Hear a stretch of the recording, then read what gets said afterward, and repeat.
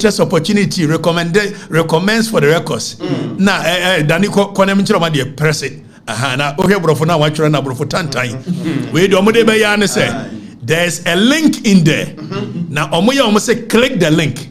When you click this link no ombe hack o page no. Enti omo beto reviews no. Omo beto say boost your credibility, stand out and be trusted. And then ngwasi abrofo say one fa nyam make everyone anyere.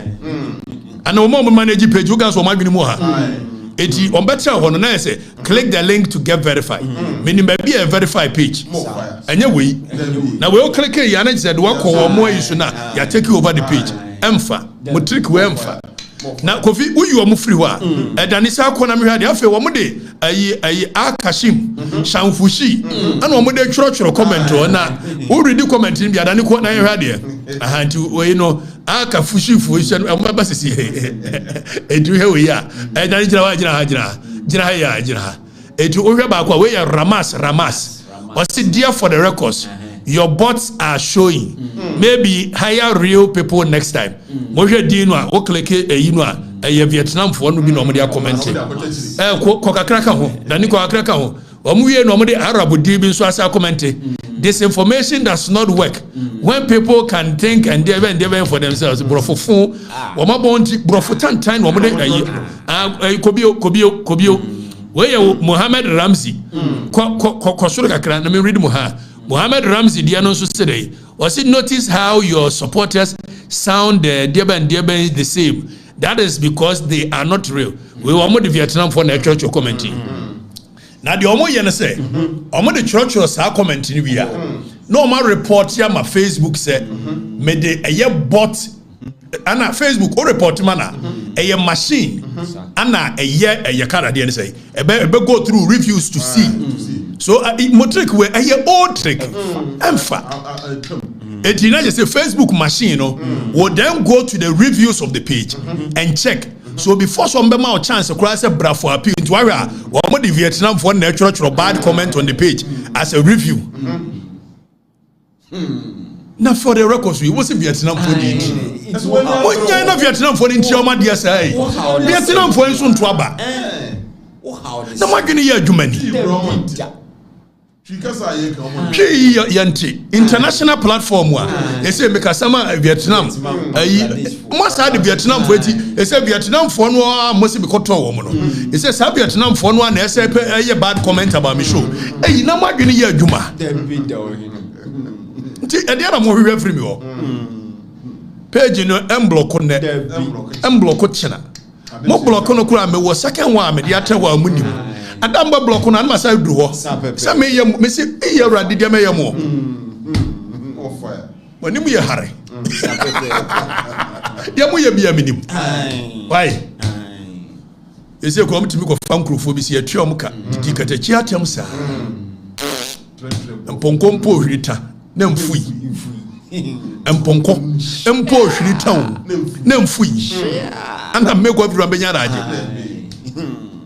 Na mo boss no omo suma mo no angasa kra no omo da ase wo me manim mo boss no omo da ase wo me kadachi anim na obu basintele ta me ko afrifa basintele a wo ye die bai basintele wo ye die bai basintele me na menua no wo ye die bai mo fa mo nse mu hunu ne mo na obu basintele ta bai basintele wo promise ana wo ye dai mo fuma wanya dom na young people na Jimmy and Timmy trauma ever since tell us or command district na 5k men na there you come remember I say tell you we abuaje you come remember as abuaje na 5,000 men na 3,000 na Jimmy was we e wa bre TC street wo ya ba mu wa ma bi da onye dom mo fuma samontonje emponko na hwiri wo moteta emfu yi mu ko be bi da na mnyimshu wadri na yemu we won't pay attention to you we go be and mo cutting razors man mo raise me so man na ye you rakufi o man na ye don't call me I dey one no you just afa na he say Lufthansa ebetu wa baba na hem say dey Lufthansa ebetu he said o man na ye one no ye hwan ya jampo Jampo. Ah, Professor Jampo.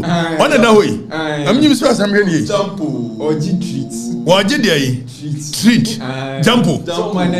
What do you target for? Say what you gotta say. Director of the Shippers Authority. Ghana Shippers Authority. It is what you know. What bread? We managing any. Says what you target for? I mama me pizza. Adem nipa. Frano pa adem bread. Adem. Ni teacher for Okatakyie ntimi we. The way Shepherd's Council debate me. Say one entertainment allowance. Eti bayi jump on that way. Prof. Ovi ati ye die. And the way the man review we here. Now we want you tag for demonstration, you know. Galamsey enjoy you. And you make offer Galamsey ne ba November mu wana. Where yes one you tag for be call strike near there. Hey, Galamsey no go so cost obi. When you be di honkomo. Anu oda ho no. Wa dwudwo no ho. Na we no say sure mo de be kura different. Cause ye nyina e come massage yi spa. Na we dey anu odden. Wo hwa ade anu odem no a. At send na kona do jacuzzi bi emre bi ma obi ko jail no. More fire. Hey maka mo asem so. Na den ankofo yesu ture ye obi aba betro le ko bataza na msimu njai le go dey bataza eno so dey enye Facebook foi le go bataza ade bataza na dey le go bataza bataza na dey dek ade na mo kire mu na bataza bi o ba bi eno ye dey general ye ka Equatorial Guinea edini free hono edini free Equatorial Guinea bataza ti wo ye legon bataza ede bo di jampo munyano no nya ya de Professor Jampo wo dwedwe no ho ayeyi wo china MPP nyatumi o mbesu anyansa afi mu ko sesa mu wofa asefo mo nananom na we na free landing na we na kasu ayi monim ye hare MPP monim ye hare monim na mo sa babio na mo ko fa nkrofo ma mo ayi de ba ya mu krom a jeno ayanko ye adwuma more fire catching race and one but it go kamika bataza Prof Jampo there we once again yanya education man for no na man for the team me ho say eja hyehye ne ade na ebia ka kumase adum na when I saw the comments very worried meba ho but before se meba ho no the national security for issue eba last year yi ka say na omuni warrant omode call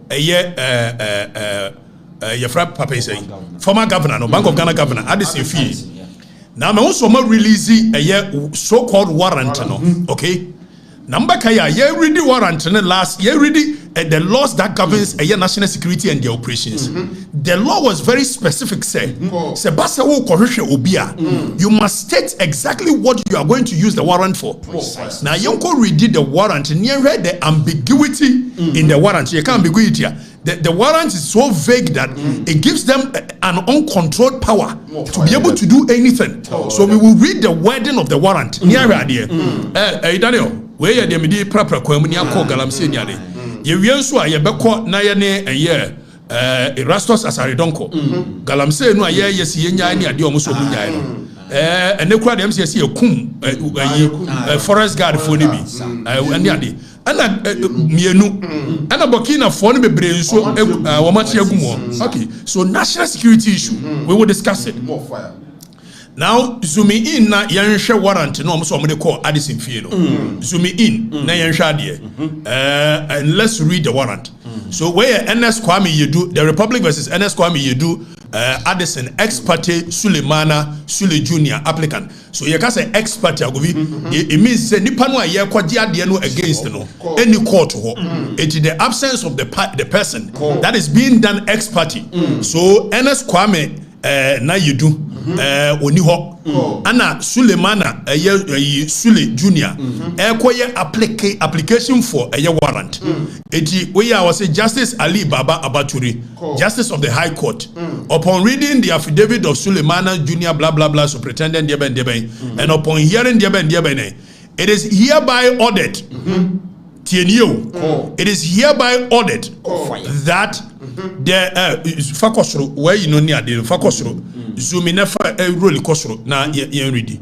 Okay, it is hereby ordered by yan share a year the order no the mine or say one upon reading the affidavit a superintendent of the police filed on 12th day of March 2025 in support of the motion Exp0se a search or arrest warrant and upon hearing the submissions of the Dominic Bakuma Esquire counsel for and on behalf of the applicant it is hereby ordered that the unnumbered house of the suspect. So vague. What is unnumbered house of the suspect? So here they are not even sure exactly which house they are going to. Okay, so unnumbered house of the suspect. That is NS Kwame Yedu, who resides at Airport Residential Area in Accra, be searched or arrested by the appropriate security agency or agencies for the purpose of finding and Famco next one. Famco. Okay, Tiadio. Presenting items suspected to have been obtained or procured through criminal conduct. Here, they did not state the items. Precisely. So they can go in and take anybody's anything, including the wife, because mokoye application against a young Bemano. But mokoye no ne so moko de sa okan nioma. So ne yire ne nioma afetio. It is also ordered that any item or evidential value to the investigation being conducted, if found on or at the above named premises, should be searched, retrieved, and preserved by the agency or agencies to assist in investigation. It is further ordered that any person or persons found in the premises who may be engaged in any form of illegal activity should also be arrested and assist in investigation. So any persons or persons, so it means mokoje warrant, you are not sure exactly who you are even going for. So any person or persons. So why beje warrant so the bechika dechi ubedru has mafa kofi aka ho, mafa general aka ho, mafa dek aka ho. Warrant in the state say Kofi General. So the warrant is so vague that it gives them right to be able to do anything they so want. So, meanwhile, the law, the section and the security and agencies by acting by it gives you clear understanding. It says, but now also you must state exactly what you are going to look for. Precisely. And you also want to mean CCTV no. Also want to mean say we suspect that the CCTV camera and then Dominic Aini our Attorney General a press conference. When me make excuse now no more say papa ni CCTV no the monitor the Bank of Ghana. Also one can was also any warrant in so it's a lie. Precisely. So fabricate. They will do anything to intimidate us. We may not say me intel say you say cyber security for so more cyber security. Say now no NI before and then cyber security for almost more as to the entire minimum. 89 chine ya say no say na sem ko NI before na bibi necessary ni ade say no ma kwete wo twen me say kam duru aranka ja kabo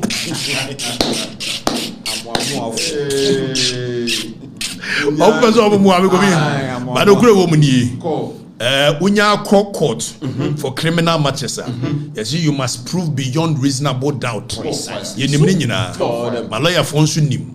It be bia wo can be na just what the whole adanse eba. And sani agiatum. Why inti bibia ni hobi madaroma. Enwura di bi ni ho. Yenya ko no. We hwan ya Arr3st aside donko yen frɛ no or line so kobi galamsey nsɛm no ya tiatisi eti yenyina so na me ne one of the gallant men of our nation, highly respected, who has dedicated his life so be fighting amomino in a person of a year Arr3st Asaridongo. Onya my Otimenga. Onya Otimenga. Onya Otimenga. Beton kapa. Okay. Ne line ne dey increase volume. Otimenga okay. So Otimenga dia ye nim komo quick.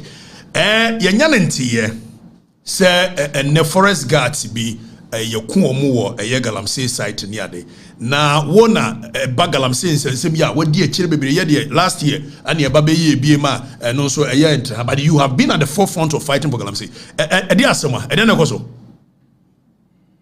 mini amedase ne koso ne de me mom manye ni se ni bisa betimi akoso and this administration. Na ninyina akwanti se no.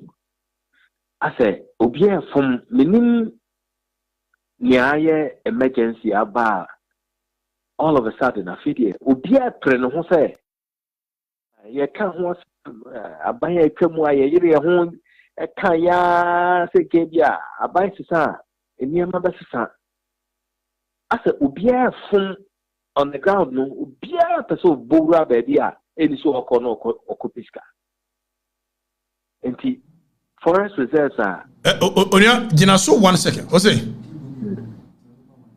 but is it clear is the sound clear out there omo omochie no mote bibia ya okay so social media for ni okay so omo omuni Arr3st as I don't call for the picture to one yenhwe whilst Arr3st kasa no show them some of the footages of what is happening at our forest site Arr3st so quickly just as we were saying obia from just obia bowra baby na eno minimdi dia ase all of a sudden say obia nkoye galamsey na honto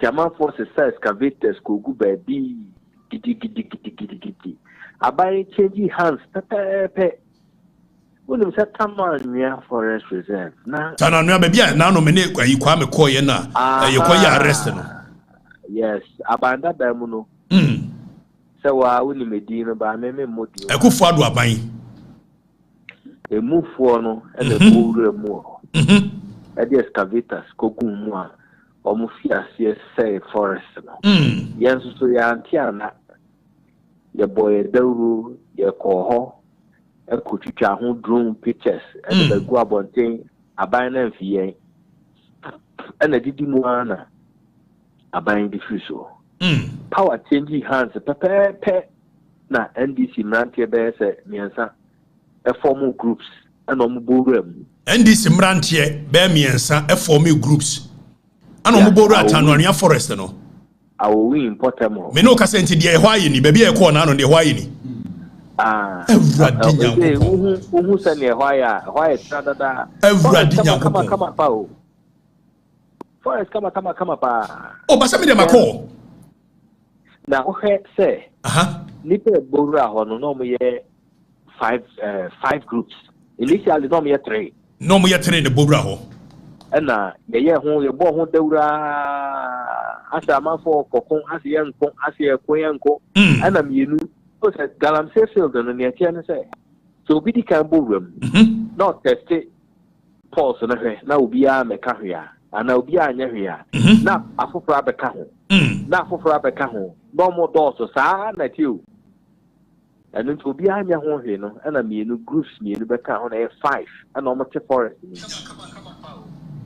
and no ye hu bida na omde soja for kopa mu miensa sabe no ka say mienu da so ha mo ye adwuma mienu hyesa ayi tananua forest ni mu a wo mo na ayi sa tananua forest na wo ka no I thought say wo mo de ma samatex which is century say sa wo ni nyina won hwe so ade no no te wa wo ye ma ayi samatex fo ntimi kan wo we samatex baby o ho a or the application or the application to sell a timber concession application ye ho adwuma ne nsa enyankai enti ontimi nka se ho ne dia o tumi e wo so there been so honso a ho ye ne dia but amanfo nso de tumi na abo awura ho make up tumi a e na mpem bebre amanfo ntiase but yeah coffee ye ni mo mo shagiri na omo ye so clever say either so a businessman or wuska no influence and now we are bamu ni bia o tumi o baby and a tumi bi talaji and now we party for bia chairman for bia ono and sponsor Chinese for yes one forestry commission officials for this room because nipa no okratuo ekran sekan ekrani ama nyina bi na o semwura mu and na ya wo back no enso otumi e de soldier for ko ha na ya sign ohe sania omoko fight tananya ina esrekeke omo di soldier for ko ye pamo first two ana omo ja 3 ana no me ye dedia ana one no omo di soldier for akiri eko pamo omo mienu na aka no onim say omo ko bom pempe fa ho ni obi e volunteer say minim ba bi omo wo ma me fa mo nko ho nipa ko no from man from and I feel finally omo be kan say obi any forest na say agro na mudi and I'm a fly drone ho and I'm a de home for ni begu abontin excavators 5 egum a omo ye akuaku miensa a omo ye adwuma ho and I'm de beto abontin besi ne ya anya ho hi ma me nko manim boy tano ho reservoir Tano never. Boy Tano Forest Reserve. No? Boy Tano. So aside Boy Tano and Miano, yeah, will be a friend Boy Tano so almost Asham. Boy Tano Forest Reserve. I know. Now I don't know a GSD, a GSD, a globally biodiversity significant area. Just a open homa ana emwadoma o hwehwe omo wiase a wonhu omo na hono enti ye said ja at the tour say ebo by a protected forest kanino under the previous administration obi anko but under this administration omo bawra ho ameno ka say sana I just say omo be research no baby ana Akufo-Addo nyangura ya kura na government fo ni nyangura nko say ho no ye radwoma ama ba ye no wo mawura mu se ho boy tano almost say no afi o he baby a tano nimre forest reserve near tano nimre I want me call that side me call yeah near Akonta mine in Bowura mu no ene afoforo to abowura mu ho a China fo gumu a yes na no say mabɔ ho dawura ba eya ene etina ye bɛkɔ ho ene etina ye bɛkɔ ho still omushimu a almost no. Oko baby this is Subiri so forest. Subiri so around the same area now. Daddy. Subiri so a Wabron area. Semajune seven right a Wabron area. Now ho and so amafo buru mu ho di two ekotete ho abanda danum esenwa na forest for no enya kokoduro and omuburu mu ekopamu wo eno ye ntokwa ama ebinum prepare enei nipa bi asa akɔhyewa omo ye adwuma ofin shelter belt forest reserve eno atwumampo noa na atwumampo noa no ɛhɔ especially because ɛhɔ area ni na no ekuakuo bi abawura hɔ a reserve no mu shelter belt na sopa omo abawura mu a illegal miners omo sɛ no na hɔ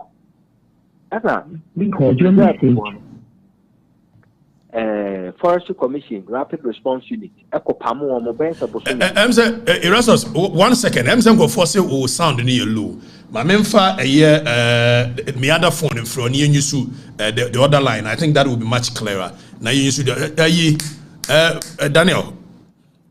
me pesa ye na ye use Bluetooth unity. Mon connect Bluetooth unity. Na memfa me phone no enfreno. Then we can hear what he's saying properly. Your phone in front. Obi, and you may cost and you may cost and you may cost. Obi, they say you low. I mean, social media commentary. It be clear for that. It's young corner still. Okay, Erasmus, but what's menga? Nipa volume. But we can use the Bluetooth and I'm a boy. So let's use this. If it is clear, let's use this. So the aya Kenyan said now no what's your course Subriso? Subri the cable Babiki of shelter belt. Of shelter belt,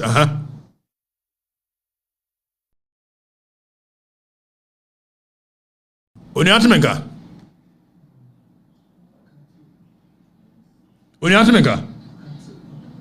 There be a network problem. What's it? The bottom line is that your forest in your journey in a deforest and it's so worrying, This is a case I try home, but you see, when you have an irresponsible leadership who claims he wants to reset the nation, but yet you're different from the worker. Fire them. Yankoni here John Dramani Mama. Time all prayer battle. Miamini Yakokubahe. No money in forest side, Yabai, Bemodi, and you're in a fire. Irresponsibility. So at no point do we even think about the nation Ghana. It wasn't because they thought it was wrong for us to be in our forest, but it was because the people who were doing it was not them. So now it is the same script or even an upgraded script, but different characters. And and the forest in Nina, yes, you Nina, or mobile within 2 months. Covid said you must see drill forest in Uguno as if see a bopere and it's so beyond and nobody cares. Now, when we and then here's a menu about Nitimu ha Nagini ha maybe complaining. What did Okatakyie me? Me come a crumble boom fatching I say, Amu Yebu Hona, charity begins at home, make us stop you. When we have a state security, when we have the national security, when we have police, we have military, we have forest guards. Also make every far. Me na me raise awareness no. Me ko stop me kuro mu dia ansan ma be kan wasem na wo aya na mo adwene na ye adwuma sei. Motua sika, see em for police for. Motua sika, see em for national security for. Motua sika. Obusa me ko afrifa se me kuro mu bom fa ase e wa bra wa ya wa se last year ya meti angel fm obi me fa tuo to me ko ho ko bom fa me ko dro me ankasa me MPP chairman Chamaluta I was share China for each momo say no me be born in life I didn't care whether he's a chairman of the MPP or not. And yet the people when I what ho anti ase obi short memory people. I risked my life. Eko ngurem. Eko fa China for by. Galamsey. Ami yache womo. Me amesa fa trotro me konko bomfa chiase. Because do me say I will not allow for our motherland to be destroyed. Because ye na chairman Luther or MPP chairman. At that time MPP ni man finance. I came to tell the people that chairman Luther the church with evidence. And yet the people say what I'm an enemy of the state. When you're correct. John Dramani Mahama ni jina a simple so. All power about 20. And was saying Nipa ye do what to say. Or more to galamsey no. Or ba will be you almost. Because do you know what we call theories of punishment? One of the aims of punishment is deterrent. So who punish you be you do be to jail. You do be yes will be in Tresika. The main focus of punishment is that you person deter others from doing same. But John Omani Mama Sheman for Lukutupa. Eka chere wo say or ba wo ma ye do ma to jail no. Obe mo amnesty. Now mo amnesty it embodies other people to want to do same. And John Omani Mama said he has leadership. Leadership bay. Leadership bay. And I know you're launching concert. Say we said about them. So we've turned the whole fight into a comedy. Precisely so. When this thing is threatening our very existence as a people, we've turned the whole fight into comedy. They are not the willingness to fight. Baby, omuya champagne. National security. Baby, champagne. We will go and read the law. We will go and read the law. LI 2404. Now, extra commission, minerals commission. What they are supposed to do. Excavators near there. We will go and read it. By John Dramani Mahama. What he said. Irresponsibility of a leadership. To people convicted for galamsey, and my answer is yes. Because those who are in prison for galamsey are not the actual perpetrators of galamsey. The big kingpins are not in prison. Those who are in prison are the small boys that they employ to work. Yeah, very true.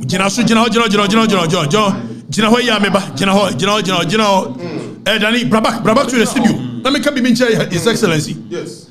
Danny, Brabak to the studio. More fire. Your Excellency, my man can't crunch it. Oka said those who are behind galamsey, the campaigns are not in jail. You're not correct. Is it not true under your leadership from 2013 to 2016? Who because of Aisha 1 in T? Oyi a year fine say a free Fulani. Joseph Yami. Oyi Joseph Yami free or as Ashanti regional deputy minister. I didn't even send because of Aisha 1 in T. More fire. Under your leadership, as John Domani Mama, or Joseph Yami, I didn't say that because now Joseph Yami Tata Asha 1. So under your leadership, campaigns do say na ultimate chair or more. Yebusa.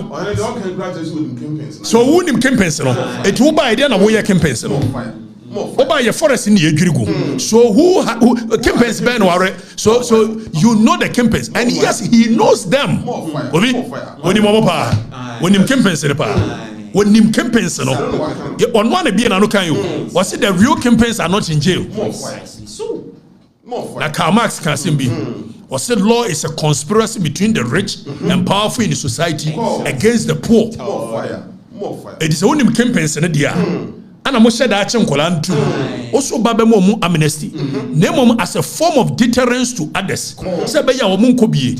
Say ye jailing kolanibia. Campaigns and kura from so mumra meya juma. And komunko. Because when him so koni chena, campaign corona war friend no only one koji name mo no kolan beko. So it's a deterrence. And yet President Mahama says meba memo amnesty, embodying them.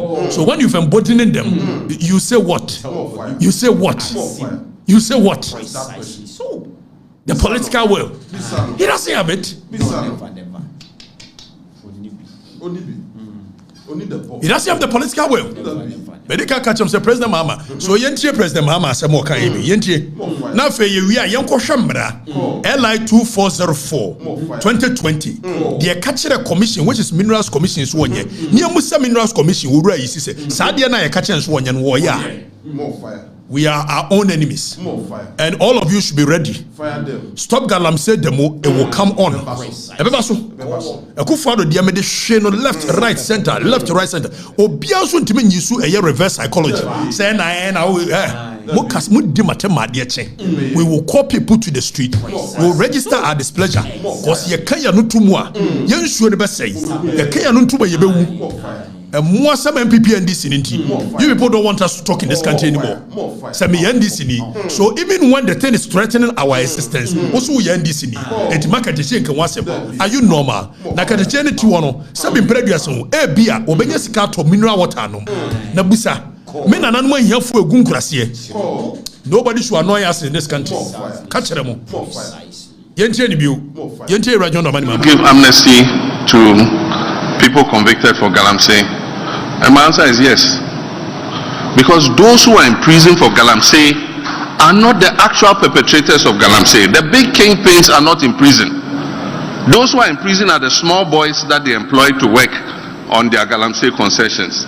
And so they are victims of circumstances. And so if we are coming with a new fight against galamsey, let's start by giving them amnesty. Let's bring them out, reform them, and do the things that will make them not go and do what they've done again. If somebody must be in prison, it's those district chief executives and ministers and others who are doing the galamsey, not the people they are employing. I still give hold on. Last one, if you are anymore, or can we send a darling boy, Captain Smart? Captain Smart, facial reaction, go in facial reaction. Or shut my presence. I don't know what I can. Shako just smart and him. Shannon him, then Bonomo Henanim. But it's shock. He could not understand your papa. I was I didn't want to how you smart? Why you shocked at what President Mahama is saying? What? More you smart than him. Go you? I told you why. One hour, 1 day, say, oh, Okatakyie and Kajo Mahama. Mention I make Kajo Mahama. Or they are not preaching. Because you know, as I saw for dinner, as you said, the theatrics in the concert here. What? Now, Kofi, as part of fighting galamsey, Yankoni LI 2404, Section 3. Now you read it from Section 3, no? Section 4, Section 5. Now show what the law tells Minerals Commission to do. Musa Minerals Commission now, because Emranim say ban Boshisha, Omufre Bubohe, and no boys in the fire, pick us in the and no common to mean say forests. So excavators, now excavators, Nemran friend earth moving machines. Now, earth moving machine. What's your foul me pachokas and no corner come as hey, we are me ready. So said them ye teacher, you know. Ah, sir. I had here. Soja. Young near registration, Section 3 of LI 2404. Or say, a person who intends to use zooming in, you know, it's a bit far, so zooming in. Now, zooming, just bring me on the side, but zooming in. Now, good. A person who intends to use an earth moving and mining equipment for a mineral operation in specific mining right area shall register the earth moving and mining equipment with the commission. The operative word is that in a specific mining right area. So here, and yes, I want to me license. Now they acquire more baby. It's all the question. No watch the mining concession. Set on numeri Tanania. Hana me de kwaya juma na commission wakwa register now ohwe eye 2 no 3 2 no or say despite sub regulation 1 where a person intends to use the earth moving and mining equipment in another mineral right area, so you the right number, you register. So the kwaya juma tano numere nemo say bawo adwunim so person the call eye tano anuemu a or say despite sub regulation 1 a person who intends to use the earth moving and mining equipment in another mining right area, that person shall re-register. That person shall re-register the earth moving and mining equipment with the commission in accordance with these regulations. So as part of cabin, niyam person mo beto to excavators ewuram no. Emran se so be person the excavator koye adwuma. Eso baba register ewo eye Minerals Commission. Yamu se reisi. Se Minerals Commission no. How many equipment in one register? How many excavators in one register? Now her subset where 3 regulation 3 subsection 3 3 was say the application for registration shall be made in the form set out in first schedule. The commission shall issue a permit in the form set out in second schedule. Second schedule near the no womranachi etiki ko wanka be hunu said the regulation require say faso. Now yanko section 4 yanko ya de or say installation of tracking devices. Zoom in kosoro zoom in kosoro na manfo na ready. We are a nation of laws. Everything we do is a creation of the law, and for that's why I'm basing it on law. I'm looking at what the law says because we are not in a zombie area. We are not in a society. So zoom in, Daniel. Zoom in. Was installing of tracking devices. The commission or a person engaged by the commission shall install a tracking device on the earth moving and mining equipment that has been registered with the commission subject to the payment of prescribed fee by the owner of the earth moving and mining equipment in accordance with Fees and Charges Miscellaneous Provisions Act 2018. It is a yenyabe register we are commission no a year tracking devices ebe share excavators in him. You say you say how many tracking devices and what issue and the share excavator. So we know how to solve this problem, but unfortunately ya buffonti you must say Minerals Commission, how many of these tracking devices no why we are asking him. I don't know.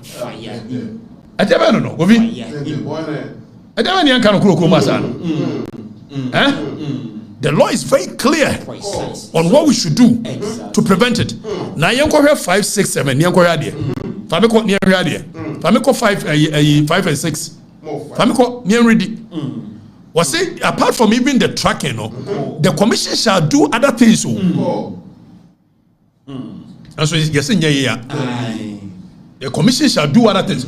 Was it okay? So read this section now. Say marking of earth moving and mining equipment. The commission shall record the chassis number of the excavators. No, when you make and Marano Neka. Say Minerals Commission. So register you shall record the chassis number and conspicuously mark and label. The word no issue. Conspicuously mark and label all earth moving and mining equipment used for mineral operations with the identification code assigned to the earth moving and mining equipment upon registration. It yebema a year excavator be identification code. Yemusa yere yisi. Identification code does no issue. Now of course the mark shall be inscribed or edged. You can't say edged that means we are cutting the machine. We don't want a situation where you depend to befa home. Now what you know copy paint so here a year regulation 6 sub regulation 2 was it the mark shall be inscribed or edged on both sides, the left and the right, and on top of the vehicle, that the earth moving machine. So we want to prevent it. And yet, how many of these?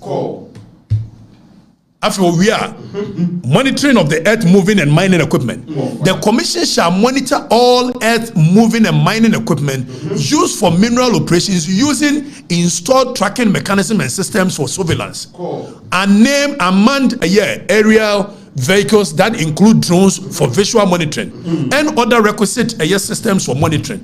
It commission what steps have they taken? Yeah, sure the whole. And running a mandate commission, so one yes idea, he's not doing it. And you see a fighting galamsey, fighting galamsey, fighting galamsey. Me and Kano Krenchire. We are not fighting any galamsey. And yes, I could follow you and another mama against a galamsey, no, a best say you should in no campaign. He just wanted the people to move. Sabayan and Crofo Beba, Ababishi. Deck, them can't say, They say it is an organized economic criminals shared into two. Miami party for the car home, including NDC. And me to myself, your mama may shade a car wabon or better. A car wabble and or better. The car mutramadapa or buying a forest or mugumu and woodins. On your shell, so what none of Fawa. Now the 2013 year Nuguma. One time Galamsey and Kuamino. I know Kofre Chebi Galamsey and Cotes. Our brand national security Kurano. What me and Chubia. I shall one. What me and Cheno. I shall one became so powerful in this country. That Onunti, yesterday, a whole deputy minister. Lord bien way ni Krowim. But I'm fine Yajuma. What be young corner, you informant? What do you say? You can't crunch it.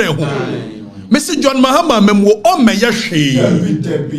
Dear good for the year, Yanu Bin was enemy, Banma Babe lifted. Mr. Modia Metia, Mobatam Mebo, Edia Breme. Matem Didium did the main she, Yanusin Medjai, Samopa Munisu State Security, number after me. Mopa, cyber security, one crime security. You want wine and a beer night. As a sanctuary. As are you? And demonstration will be loaded. Precisely so. Now, call for the records page you are. May the Stop Galamsey post a beer to all so-called Vietnamese for Monko Peke will be unregistered on social media. How angry we are. What should I say? We want you ready, dear. And go be, Miss My ready. Demonstration General will be a new Chrome Howard Chairman. Oliver Matt will be enemy yet. Then come when we see and fix the country. Ni bet Jina, men and them dear anymore. Mom pass somebody credit because me NDC in India. Me and me lead here, me. Na different idea. They be share my way. Galamsey so mo anya ya. Be shock him. We'll make the country ungovernable for him. And then this 3 days demonstration. The Oliver fire we here in the Trocano. Me na me suggest this idea. Go and ask Oliver. 3 days.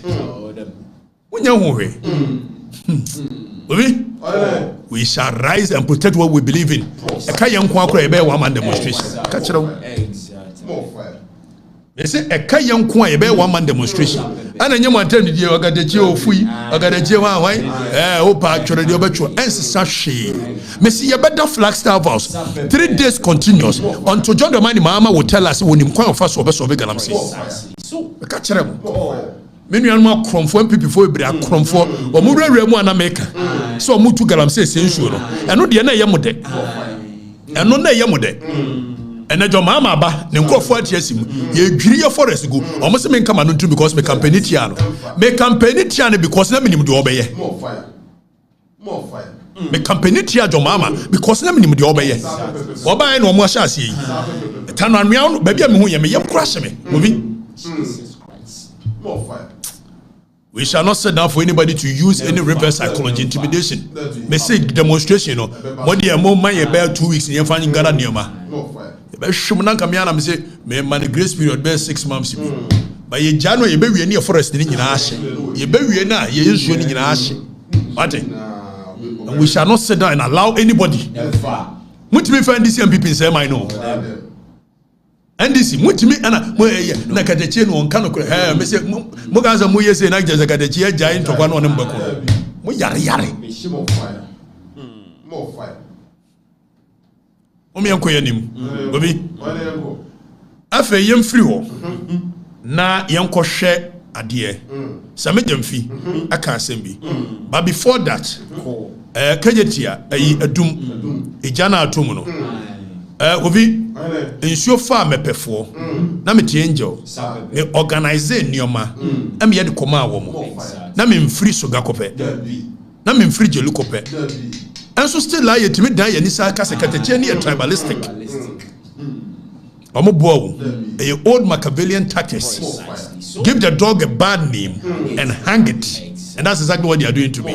Emfa china o china chika ho said me koye ne mepe no ejana ato adum no govi madaroma me pesa mo boa me na metimi eboa ema rehokra. Now there was this particular guy bia govi me hu video na ema reho was it 21 years amabre mo di dum so yenti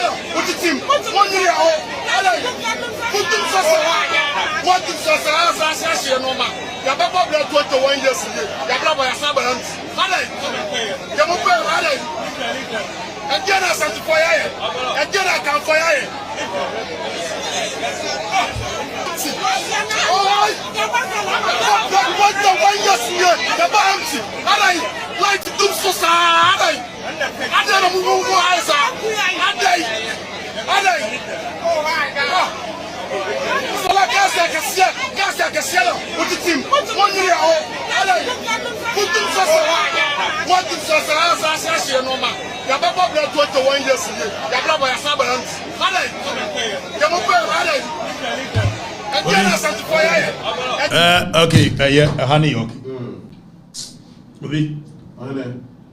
Madam, my family phone, yes, what TV so and Chiaho, Nancy, Medimachia, Mufasa, so I am a reho.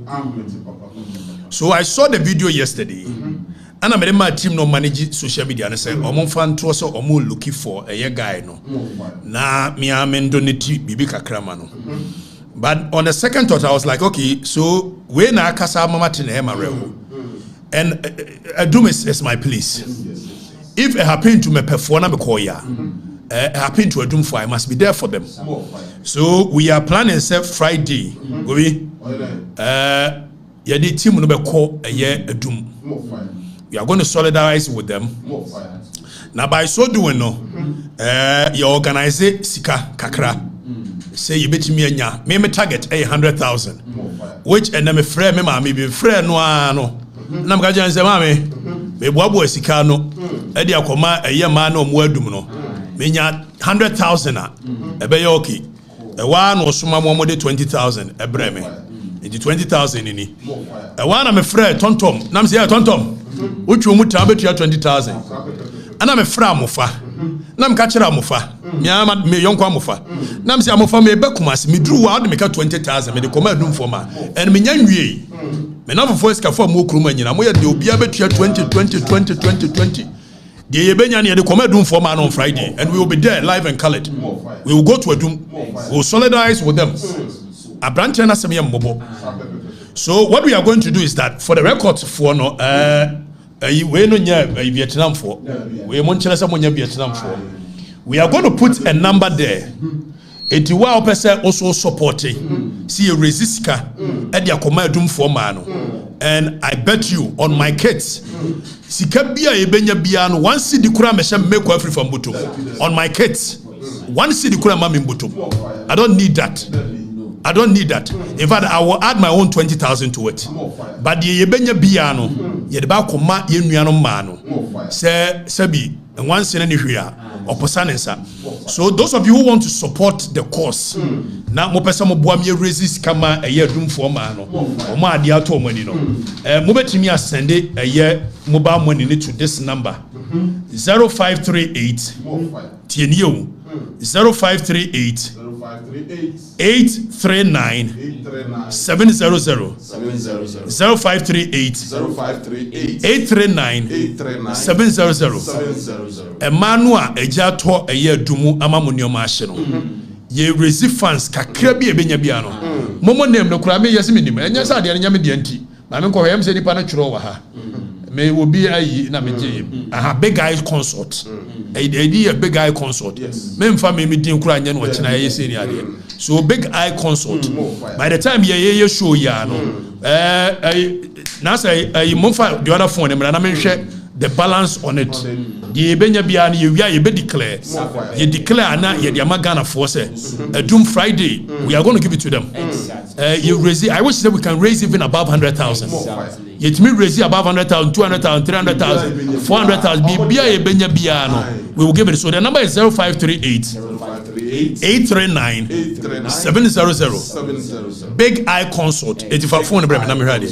0538 839 700. Fabra na show ni etimi nantim wate me mam for no show and many nyasa se wontimi nantim na gi anya GTV why enya tetidie ni bi eti mo amopesa mo support adum for ma no eyenuan mo amwo abrochiri ambesa mo boa mo moa ne yemfasika and we will be there Friday. I will go there myself the year chire ni ade yes any security ntinka meka me kokumase Friday me kokumase ye beko gobi we nsi o we nsi ye koye o maye eno na namso ni mewu amengu amu afo ombe mu amengusi hwe aha memi she Exp0se kura no a wo mo abenya sika de beko beko 0538 839 700 0538 839 700 na ajamu amopese moboa moboa me raise funds ye de komedum for ma dwetri ye de komo mu ye de koboa mu govi ye ko support mu. We are with them. We stand with you. And the osuno, yanini bomosu. Omoyusun govi yanu mu ne kusu. Ba mchomo amo friend ka munya da ayi munya ke kakra. Na yanye we why. Ye me check in my balance wo da there so me kura minim number na say ye obi na etie na dem koje. Okay.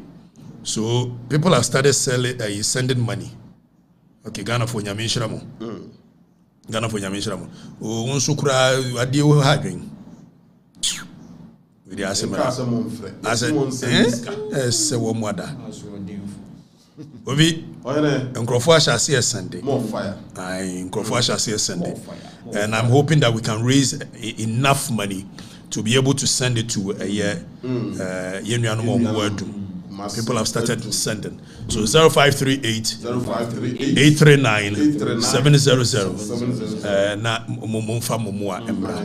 Gobi mobeka ya me share nkomo biase efa eye samejamfi nioma wo ye ho na samejamfi se wono de gold board ana obetie na oti gold board no a or they beto good.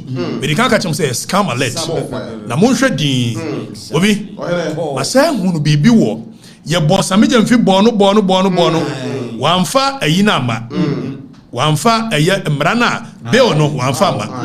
na when nan obi leaky bill ni ma say hwe bibi wo bill ni mu abranche project bill na Sami Jamfi ede ba no so wo dey beto gold no project sa bill na mema Ghana for nhwa de bi Sami Jamfi so kono ma bill na wo dey e ba yanko hwa de board no obi say ayi ni sa number ni correct ayi kubi na wo ho no apia kubi ni nyina correct mo sende why the ebenya bia ye ba ko ma adumfo no more fire the ebenya bia menua no mo ayifo nso mo nya careful me ba ba gigi miska tonton mo wo na me pon ya me beje 20,000 wo more fire obia obetua bi mo betua metua for the Arr3st charities we are going to give it to them simple as ABC and D fire na ko fi yankɔ ne nhwɛ ade a Sami Jamfi atworo your debate board o debate board no hwemra no zumi na manfo na ready board master no board master se se ni sai ko boti utenesia the oti nchubo no ono your board master eni ya Sami Jamfi board master or your board master obetiti nchubo Sami coat na mo so adai zebra him ya no Ghanaians are very charitable, eh? The way they are sending money. Okay, like I said, we are declared the NBR, and we will let you people know. So far, I think we've had about 10,000 coming. Yes. So I'm sure it's a message in the Quran ready. We will get more. By the time maybe we show, no, it should have a lot coming, and we're raising about 100,000 minimum. Minimum 100,000 and above. In your 200,000 in your 100,000 in the Benya Bia the Bacacomo. Miniano Ma, Adum for Monchame. Friday I'm with you from morning till evening. We'll be there. Kofi hear the Sami Jamfi atro.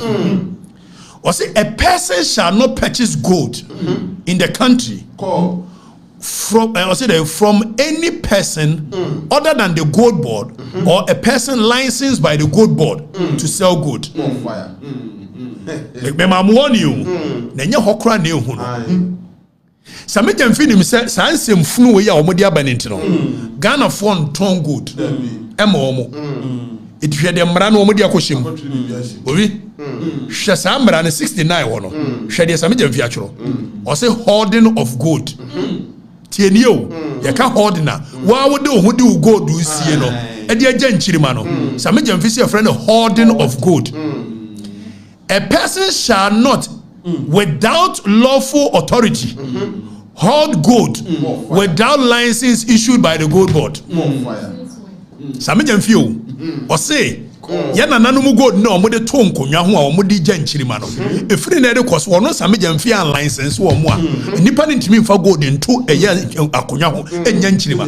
Sami Jamfi me yanka se minchiro ye ni military leadership ye ni ku na jeje Rollins akase ma na hode milk enti o ko twa sebi wo mo ahemu ma se mfunu mu a mo nwene ansan mo ye nioma na de ba no obi di ne ho di ne gold oso oja bia manchirima o Sami Jamfi says wan fa gold na ama wo authorize ya on timi fa gold into o nyanchirima na say a person who contravenes the subsection 1 has zooming in now so ya space no the other Daniel no the space in the other Dani bibi chichiwana see a person who contravenes subsection 1 commits an offense and is liable to a summary conviction, to a fine of not less than 200,000 penalty unit and not more than 500,000 penalty unit, or to a term of imprisonment not less than 5 years or no more than 10 years. It's Sami Jamfi men kanchira mo say, "Wa would go to betu we je nchirima no. Wo di je nchirima, obetumi akọ jail for 10 years." Sami Jamfi men kanchira. And the two sansem funu ye so. Sami Jamfi. Esuko no ma. Wase nkonwa aye na nanum gold dida ho no. Se nko. And you see I told you so omo trash on be ya de bi. So omo nim say asantem nkonwa no bebre gold dida ho. Omo say aka nkonwa no bebre gold dida ho. And you be make sure say you be yi sa gold ni nyina ba me yato. and that's what they want to do. And near Japan deal, difference beer the say Japan deal number say the royalties in Akosha baby, no control, and no put the royalties. When the actual good, they want to control it. And when making sure somebody you go the free kunyani now, and I am from Mutukroma, and me the sense in full way. When you are my dinner more, I Abraham wine from number 2 gold one kunyaho. When you number 2 be, some major film was what they gold board on you. So while be gold diamond chilimano. And your friend a hoarding of gold, and we go jail for no less than 5 years or 10 years. Some of them be big. I can name say baby ham. What no board in baby ham. Authoritarian law. Are we in a nation of authoritarianism? This is a democracy, free market economy. Anybody at all should be able to decide where they want to sell their property. Is that not what we've accepted? From the 70s coming, after the structural adjustment programs, we've all accepted. So we are moving from state-controlled market to a open market. I will be I didn't think and then I buy so say world market price of gold, but I am the gold price. I'm a pen. What kind of authoritarianism is this? And we are going to sit down and allow this nonsense to prevail. And people better now I am from better now. World market price of gold. Nobody has the right. So to me catch them for a main I met go there from what nonsense is that? Some of you, what is this? Tell us why.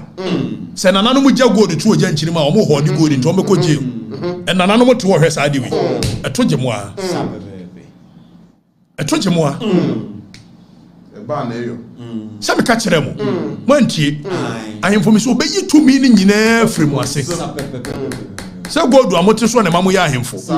Say me jam fi de holding ni be yi go ni nyina free mo ase. Now if you already now and say na mote so no per the constitution emu agudie nyina anya modia mote so kwa etika kakra na munya no amode beto agya nchirima no sa meja fia sa akotworo mmra e ka kire me kwa afrifa se wa wo be sa gold holding no e de agya nchirima be ko for 5 to 10 years and I am for to wo hwe sa de we obi me de me nkasa wo na mo de me bo bebre me e ka kire mo pin Mrs. Amijamfi was here him for the gold to woman chilima, the friend of Horton, Ombeko jail. I rest my case. And I'm a man, and my boy, and make me. I phone call, Mufana Ban trouble, no make me. Mufana Ban trouble, no make me.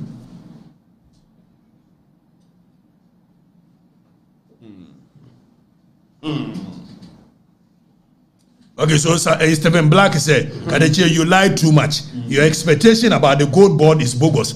Meanwhile, I'm reading Mra natural. The wording of the Mra is there. What is lying into what you need a year you must say? What can you do? What can you do? Menyasa make council my children or maybe hana make my project Mra natural say can be. On can be a wide more handy. What's I'm lying? Lying about it. So you be good. Yes, open so trying to na fashion paper so na fa 2 baby. What kind? On kind. Nyon konso akan na wahunu na appointed on. Oso twantro. So Samejamfi I am for me catch them. Samejamfi say muntimi nkipi gold why? Ni nyina mbeto amasket no. Eti nchiri mani ade mu ayi na nanu mu jago nyina no. Ese mu na nanu mu nkonya no mu 2 gold ba kokura ho. Why?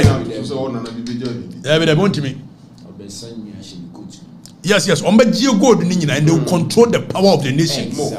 More fire. Yenim sadia den sa sekura ja omo a omo atwitwa emo na imagine say de Ghana gold nyine ko ja omo e ko ja politicians akromfo yi akromfo asifo yi fe ni ye be hwia ya ankasa ni asa tran e kon so ya the state in sa sekura ja omo a hwe se de omo atwitwa ton omo we omo de tetaye yi ye mo kwan a omo be kan bia na me de men soro so na nya kasa tenten for 4 hours we prepare near man we kasa tenten na ka na go fi na no ne say birthday man bi okurumu birthday man bi birthday sembi na anope me sore na menya signal say ye freezing accounts nyina And I'm sorry, me a signal. Say you're freezing accounts, you know. After birthday, no. Where do you account? Sorry. Obi. Na na signal and say chere me say. Say di no kura ni ade no na edin bi sa hyehye baabi. No. We say ya. Ya de gisika for baabi ni ade. Na ye investigations kakra be di ha. Nipa no din de munim deda. Birthday sem ni ade no. But ye busa say Romeo Rich Love kwaku seshi. And the date of birth year 5th February 1984. Wanya. Romeo Rich Love kwaku seshi. Ne birthday 5th February 1984. Wanya. Na in the bank account to say na wamo de ye day. And the Bank of Ghana send signals man by your managers of the bank no. Say birthday man bi okrum ha. Yen freezing accounts nyina na state ni ba hwehwem. Yeguso yes an hwehwem no. More fire. We authentic information of the man and can you me de toano pano na yenya more information.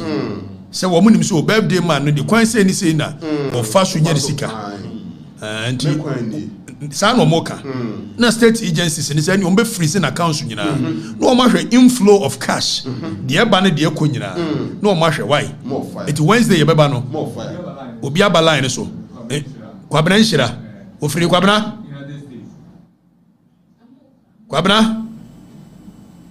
Okatakyie amoka kwabena ho tsai Boko Okatakyie kwabena ka bie State of America Onejena na ye twa to zoom ni de gani de ya wa kwantu mo wa kwantu zoom no ana kamope o zoom no wayo so ati ase mi tumi hu ani ne no kwabena nhira nya de ehia ni send scan fa koma ayifo no ejomfo ma no mate okay everybody me hu me go number okay everybody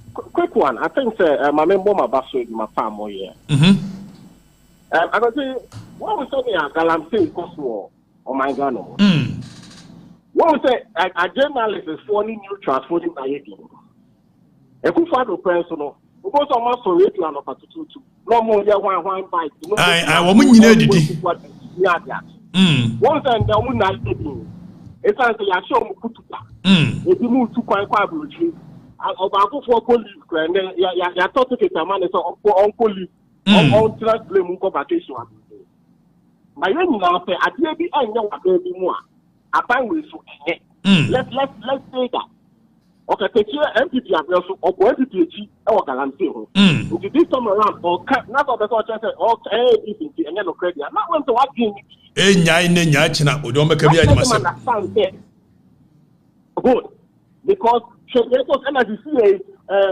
Mahama say you hu samemu no so o ma ko appointment a o chama de na kwakosha if ya ni dey obi akwakosha DRA from a home army near the kwakosha ade o so on kan chain me da se kwabra sende musa ni scanner fan koma ye dwomfo ma no na yenye na yen soro so for next one yenko next one when you the number to call where the 0538 839 700 big eye consult no de koma dwumfo ma no say dem dey kan na ma me bi SNA 20,000 na wa hayi oba ye me ntia no kura ye wie ya so tontom mabodin we dey say me nya bodin antimi ga so first kan ba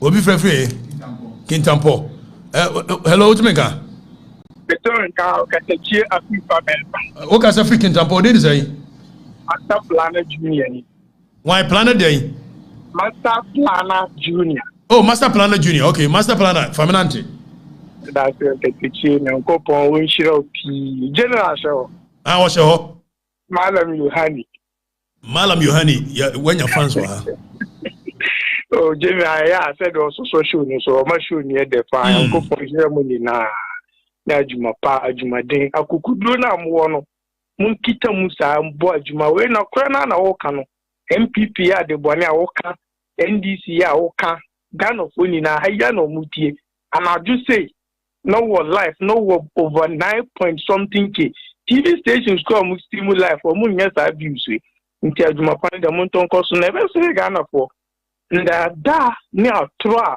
President Muhammad Beji Tunino ne to adadi enyinduru bebia o so ka say be ko election ka say omo mbe galamsey ni na ya chi omo tum no ba obe grant omo amnesty is part of the reasons na nado intime we ne galamsey fight in the history of Ghana Okatakyie there is no president wa kon atie galamsey a wo train na nado ba e hu speed boat gold catcher or the buyer or the support to galamsey mbia edua okoma ye ohuni na ba na anya former president a wonam campaign tour or say mun ko to galamsey no omuti mutum ko me ba meyi mu nde o ba enye the same tactics no bono omo mutu galamsey na ye che omutum wo so da so che omutum master planner mo obi mekabi mama obi fufro mekabi emfa be two course nka wona ye read messages ni bi we ya there ya I was watching you live from here 1 2 3 1 2 3 1 2 3 me also because the topics asa now the topics in together be some transa oui ni ba we o ma gbere bu at the end na half hours we yare na de mini we ye mini yire mini ma na me munyamo we school and dimini ka ba do Maxwell from Ashaman Maxwell o ga say free Yo, Okatakyie, the heavyweight champion. Thank you, brother. The heavyweight champion. Thank you, brother. Yeah. Are you records or two or no? No, correct. Yeah. Who called to Adiano? Article 10, Section 10, Section 10. What is it? Yeah, Nantimaso. I need to know. Hello? Yeah, with you. Yes, anything where it is not about Bravo. There be minimum yet. My brother. I don't know, so and what minister na yes, Anna. Ye share media send an ebu, my bin in them with a winning no arguing Bob Bewa. Now on some can wash Yandia and no grandma. And what was Yanni? So, where me, since we share program at me television, me boom. Me to data, no papa the paper. It is a moment about TV Swana. But I say, maintenance social media, I'm a TV Swan.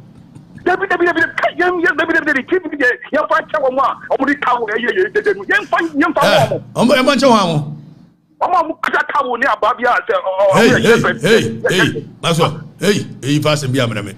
Jai, and we Maxwell Friso. Oh, no more crack out when the fire. Go be. Yeah, Maxwell and Toka who's idea or go baby up. I dear Bannon. Mass and Pentoco. You want no for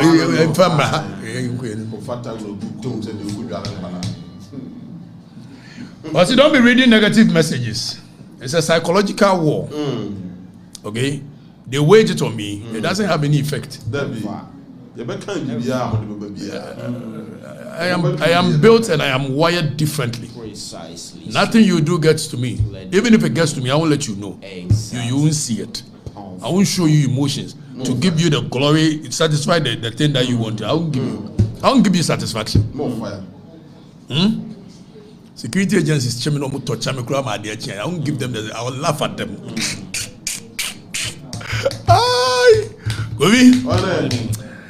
Mo become one kind of the answer.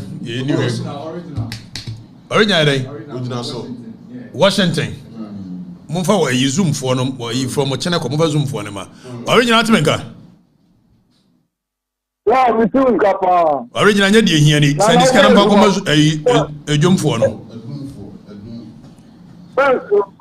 Musari mobile money number. Mobile money number is 0538 839-700. And that ina ye na say streaming na say. All right. Yeah, that's it. Ugo Zuma. Lusu Anka me paper me outside. Oh. Zuma yeah, Zuma Zuma pa ukasa education. Oh. Yemi na MPP nimba. Oh. Nansu sepati ni Zuma ka. Afa de kaswa NDC aba kaswa omusi again. Yeah, the fact there is Zuma. friends, now we are say almost friends, NSB. The boss about say or feel or like for the viewer. Now, uncle, sister, friends, Okuda to black power. No, you know. Now, Attorney General Yan Obai was one to open the case so. Was one to Collins Dada dear so. Was one to meanwhile open the case Collins Dada Bibia near Sika Yellow. Was one to us with their way to a quack you belong. America, on Ghana, on my fact swap, business fact. On new information, we are not investigating the investigation, allegation. Okay, me that's it. Oh. Krelding leave. We can count message, you know. I won't read it. You go be? When you see a friend of Professor Aluti, also be a word. Omo churo momo number go asese anu ne momo number anya no kure momo number na da eye cat ade na rule cat na rule no da so 0538839700 say anya ye ne apini a obia big guy consult say anya big guy consult a anya mobo number no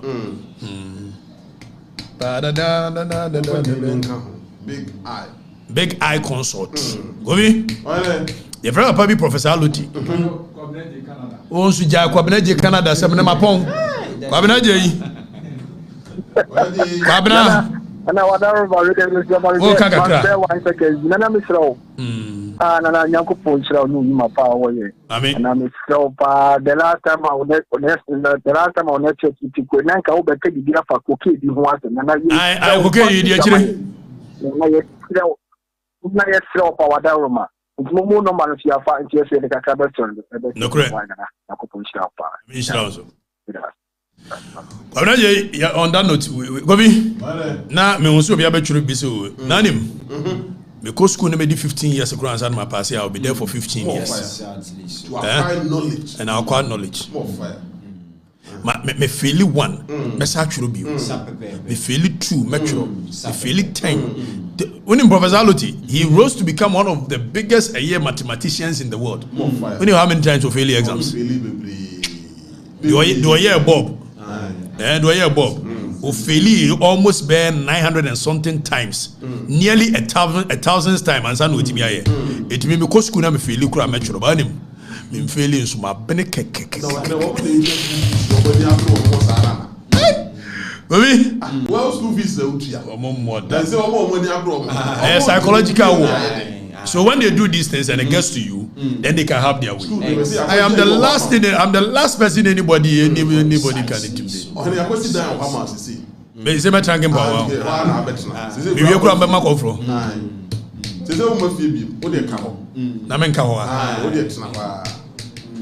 Mama Candia. Because more can no be a certificate. Okay.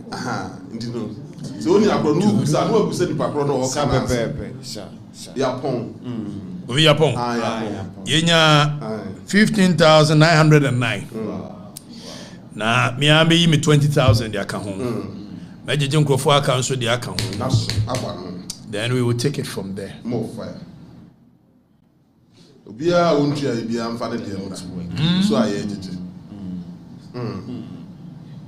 so Wednesday be sa ba petrus Wednesday before Friday so Wednesday is your birthday crack okay no problem I came to serve you thank you me kwa koda my bread mama o say edin no a omo nim deda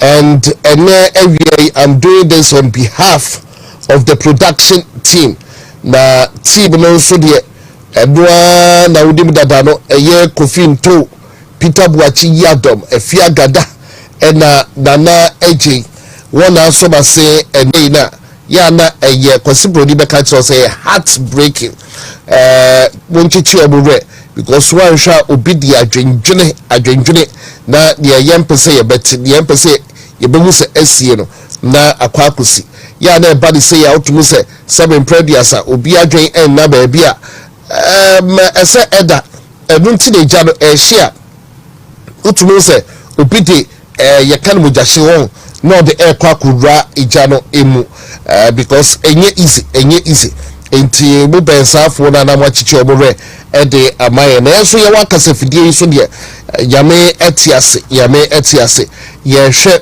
ne authorities no sumpo ebetumi ede aye anase de ombeye ede aso ano ententem na bibia awie peye enti nyame etiase be eduba bia saa na diema eti ya saa de betumi aka ya de ya emu ya pa in these times obi hoduma breadwinner for the family wanko amma obi endidi na wo hwe dependents a egu omuso a ya na no so enya asem ketwa enti nyame enhye omode anase nyame emomu ahode na omo enkoso ana nyame enebesa de omu agina yi beda se ye ko dwumadie no so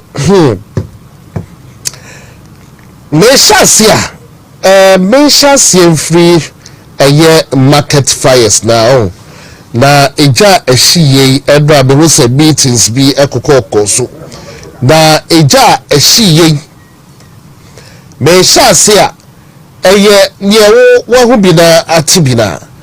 Na yemu bi de bia na meka se enye yewawa. Because till end of January, Ebrana President John Dramani Mahama Ebuborn appointees and as regional ministers do edino. Me te Dr. Frank Amuakohene. Niambeka umitima say wait there. You try a wrong beat. Makada say Mpobeka say we umuadiano.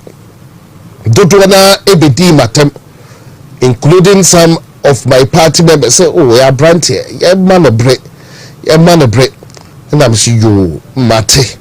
Na subai we, yes, yet to say yinsay. We yet there, a bepi, subai et to say yinsay. We yet then, a bepi. Na ya na meka, sir or ye a brand here, no dear, a plus. And empo no enyo no any young person waba bedi ade animu pen enti ya na bia obi no swadodo oswada bi edo I don't subscribe to that. O ma pedi dada when the baby called Rollins or when the excesses or ye niema bia na ense emfata but obabe ye president and also be a head of state now I say 27 years, right?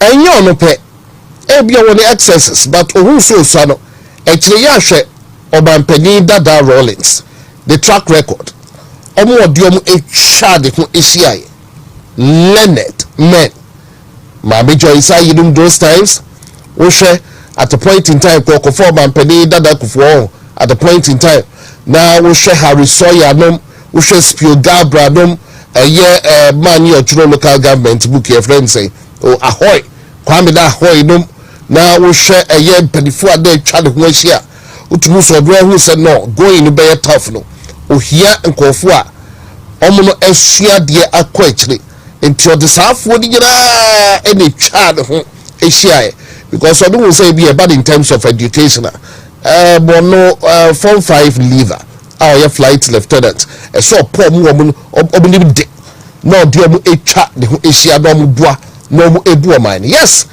obia wo mistakes obia wo the excesses kufuo bae wo de the late notes wo de kufuo ade wo de it sade we as etie enti men kaso oye young man ene so okujeto ablakwadom okujeto bae no 27 years the likes of Felix Kwachi Ofosu the political party woman ama many engine but oye brainy very very brainy Felix Kwachi Ofosu young guy so mobile rusa nyansa ewo mutribako eno the political party they omo policies no call the body I don't subscribe to it. So here comes Dr. Frank Amuakohene many answer no but me say one character traitor maybe who say one ade I granted the interview by platform and at those times social access secretary this was she be me more dear mantra be and who crowd ba usa kwado obepem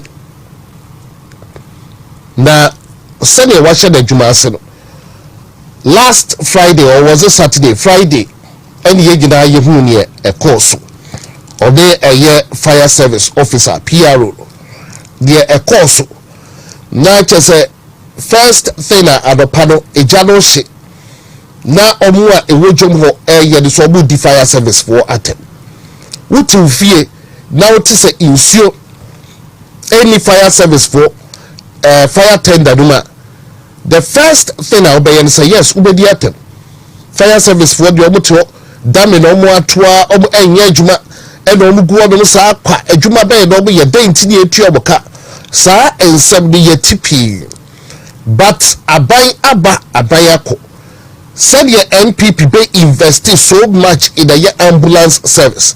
NPP cry ye BB Edinburgh was a structure for the fire service, but baby your mind ye jinano. There is the need set fire service no you invested so much into them. Yes, baby ye jinano. I say you invested so much into the fire service. By ye jinano ye say ye diatem. Ashanti region make a fire tenders a Ashanti region. You marvel. Now you're 5. Meaning say na be about the kanwa. Na 5 no crab bia in eshe kositre no. Osebe from 5 no pa you will be dim say ne ede be about the kanwa dia. Ba be tin say bi so about the kanwa. As of 5 na minimum no. Say na be about the kanwa. I don't know. The whole of Ashanti region. If you want about stretcher, a baby a shako druno. If you cross say that's a bit is a KM or is Arr3st in the end. I say, but the first thing I ye and they say fire service for atem. Saturday in Suniho, also baby I will turn a day water hydrants no. Yasham was dying at the Sisu, but we blame them. And to the honorable minister, who says I no be a can. Say this was here wanting to play to the gallery populist. I know they are the populist or populism or also the uncomfort can on carry that year manamu and our bloggers be otuaboka TikTokers be patrobeka say ya na kwame what the workers no out to swaba why Mr. TikToker not just or one the bloggers and a TikTok for the cameras. Oh, you movie star ba kupe or yes or kasa. Or yes or kasa. But so what here video now? Video me so much be here that me say be we still so much time on that. But osha and then okure wo mu bia be pie. Obi tia be dan so. Who say ade na free baby na ba be si baby. Way back fire officer no problem we say wa be tro we post apacho. Say or throw some political comments be every year and sana yes that's our regional minister. Your regional minister don't know Kokoti explained where Yamina betray a regional minister. It's another part where the Banda so say ya from Babada Samida because your regional minister no ya cheers a regional minister uya kaba pa or body life na chia and to say ya ana ono aka na dwen e de kire fire officer no na oba ye nchaibu question is employee na oman ya de ama fire service for me that's na kwame so that was our regional minister or that's our regional minister one of the workers oyi achia na osha fire service Mr. Dane ya now in times past me wa Fox FM na ba kubi eba me ho or no me two me ni pay but on the begin the day frame na ba ko eta besrabe one isel no ba adwuma mu ho pa na adwuma ya onya awards e kwan of faswa odum jano no ya expert obetumi awura jano nke jaye ba yi nko be display wo hodom rough edo yiya ho award onya awards na che say ejade utubu say that the talent no so actually adwuma ya de kun no odumja expert perfect otaba ye interviews expert na afede ko wiase abranti ebusuafo we de mo fanche be nkae mo ya esel ebe yare no yare ye de si nwusia kwa kugina ni mu ejana wadum ni nwusia kugina ni mu ame affecte no me pa cho ebusuafo mo fanche bi o ebe yare wo de mo ntwanity a nwusia kugina ni mu toxic waste ebe affecte no ama esel echire okoda ize kolebu ewu ya enche kra enche ewu ya wajan kola be bienu miensa ewo hono na hwan ena ekai esel ekwan ofa so efi mu no chese na ya rahosem fire service adwuma ye oye yawo ena eku no ne yire ne ma ewo ho hwan na ehwe edo ena na PR on kase health insurance kra omo enibi omo eyare ekoda hospital a eye undi unyame state no eni hwe eye wu we nyina na ya na emu oyew ya ndwene omo ho then you regional minister Rexek with the penny you don't even think about all this.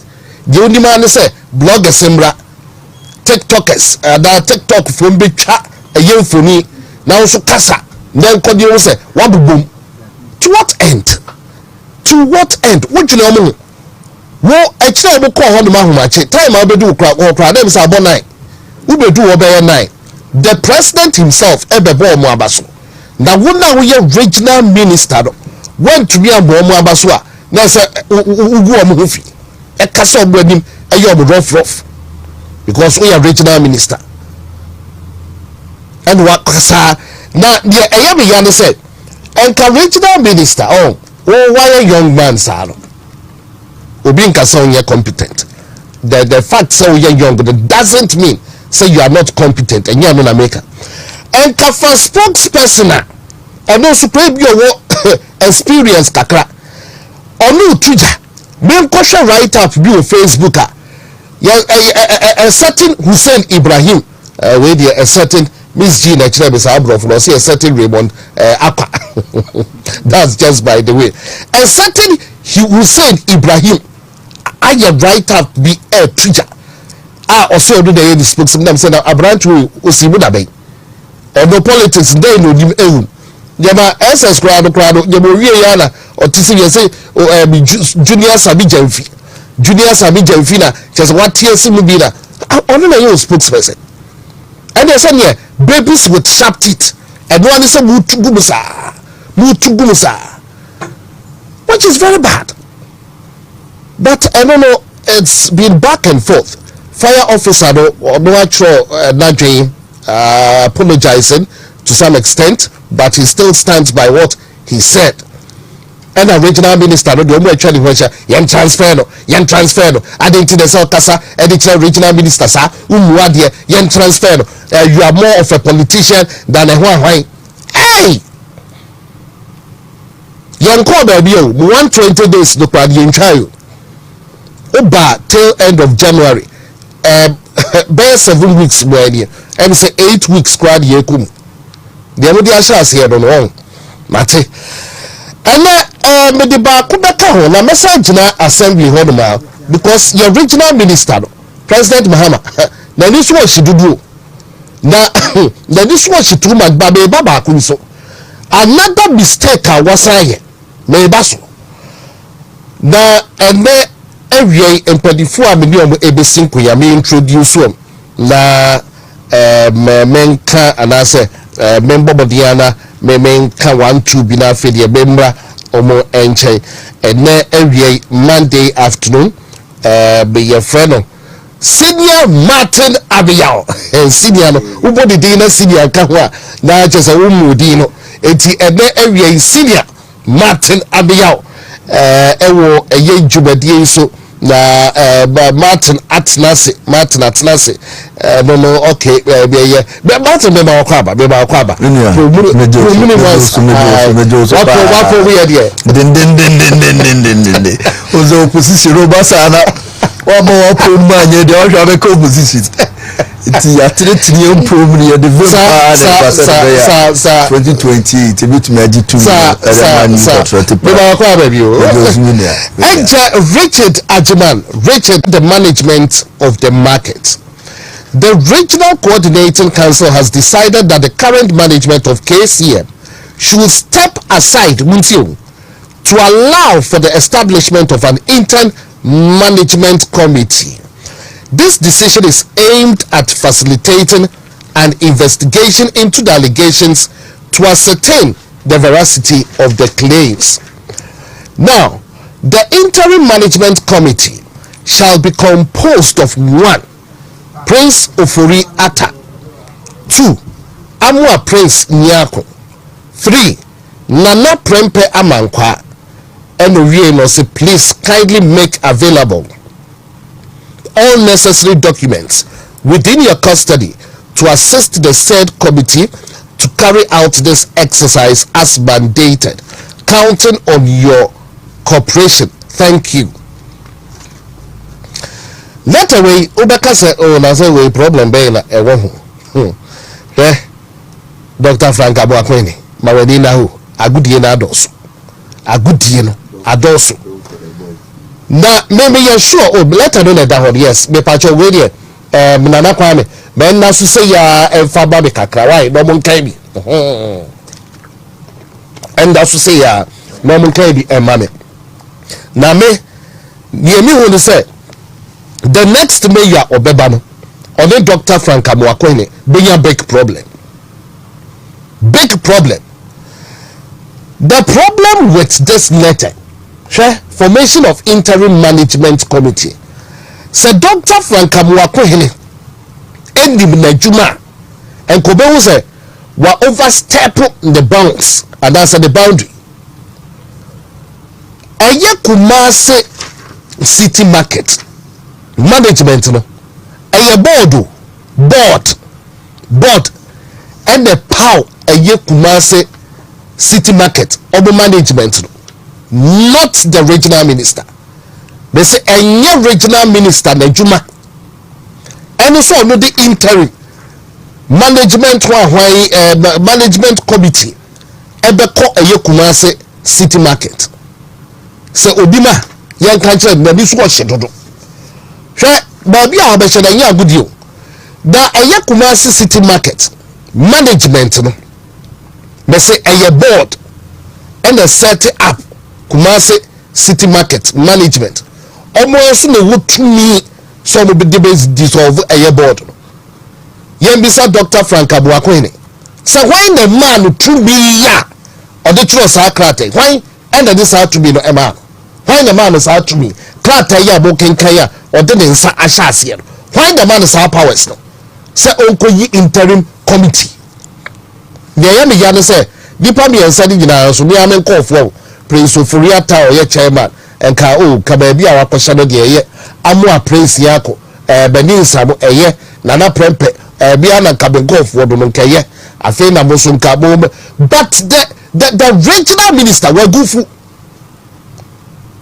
because board na we hold ma yede e pow eye Kumase management and as city management no and no KMA boss and or chairman for the board. You were representative from the finance ministry. You were representative of the local government ministry. And you were rep from the traditional authority. And until you are better Amuama Hene.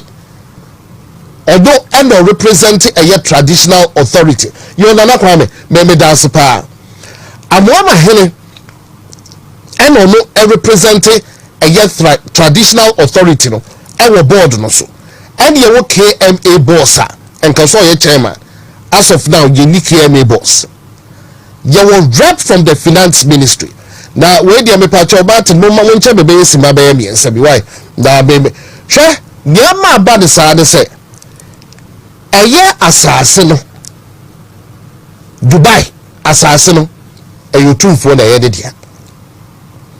And a buying a copesika through the finance ministry. And as it stands, KMA, otua kan kakran na kopem so obetua ka wie no ehon ye KM media enunti no why is a rep from the finance ministry, a rep from the local government ministry, a representative from the traditional authority. I'm say Abuana Hene na woso. Now regional minister, what sorry ya? What changes? What ka board no? What ka board no? Dr. Frank Amuakohene, are you part and parcel of a board no? Obi beka se KM boss anyhow. But KM boss anyhow. Ebia we no de asema ba no. Yes so na okudunja. Enunti no mo amfa regional minister anka board no. Regional minister anka board no. Because so de ebia asemba na nti ase anya adwuma. We na we regional minister obehwe no asiesie asem no. Na KM boss anyhow no ma. Why now consult to what was letter? Letter quickly.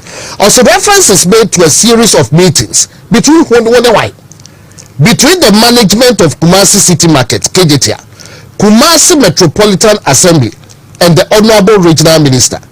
Oh, Kumasi City Market. Why not go shiao? Because I said board that shiao. As I speak, maybe in some Wama Hine, Munko Bisad, or Nimoshin, or 3 years Arab. I changes ene enkomu ko take over obokoye before na so ye manager okoye boys no koye oso no de obi anfa bibia emre onte hwe ene omusa dani omani boko ene obokoye as it stands ene na me say RM ede banhia ewo meeting omo atonsa frɛ no ene banhia bidim say no omo ya setna omo tonsa frɛ no so omra don't be remove them out.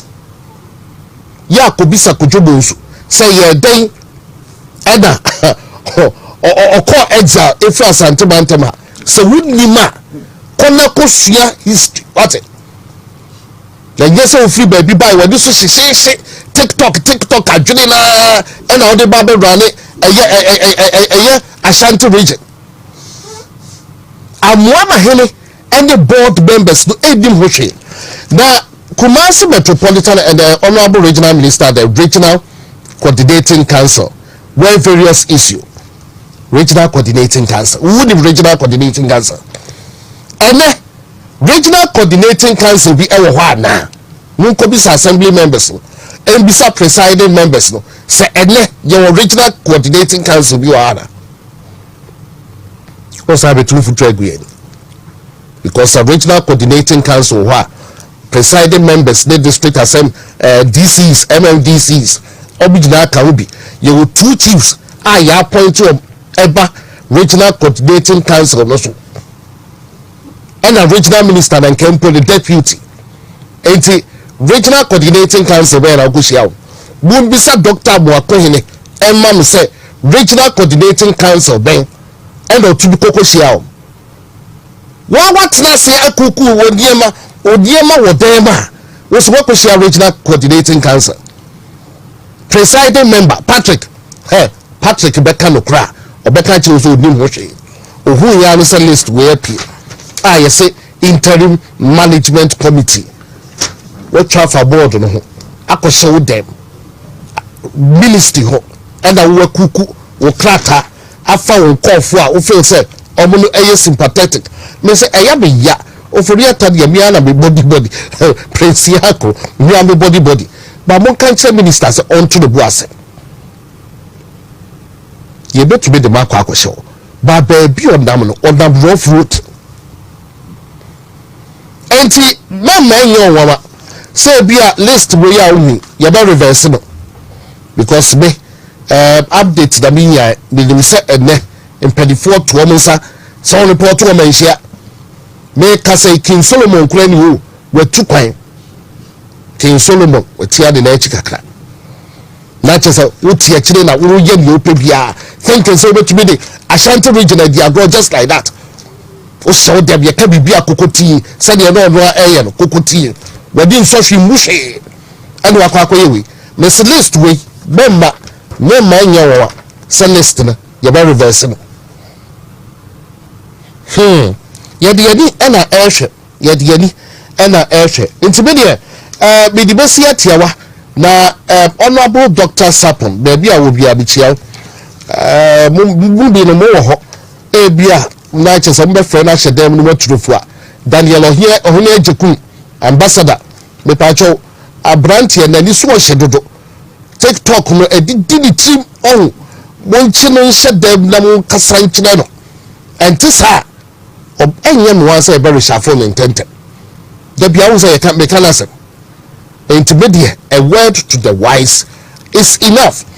All right, me crossover na mako eye Senior Martin Richard Ajumanche, but on the Attorney General a press conference. Me patrol sana me crossover no nana kwame domi anafa a Attorney General the press conference no etuso enware ba kwa okasa edefa a mention say yes idia enwa I mention yenti Attorney General.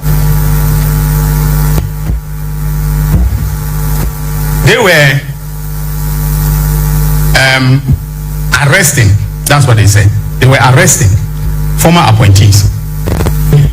So I told you here that policemen came to my house in July of 2017 with guns.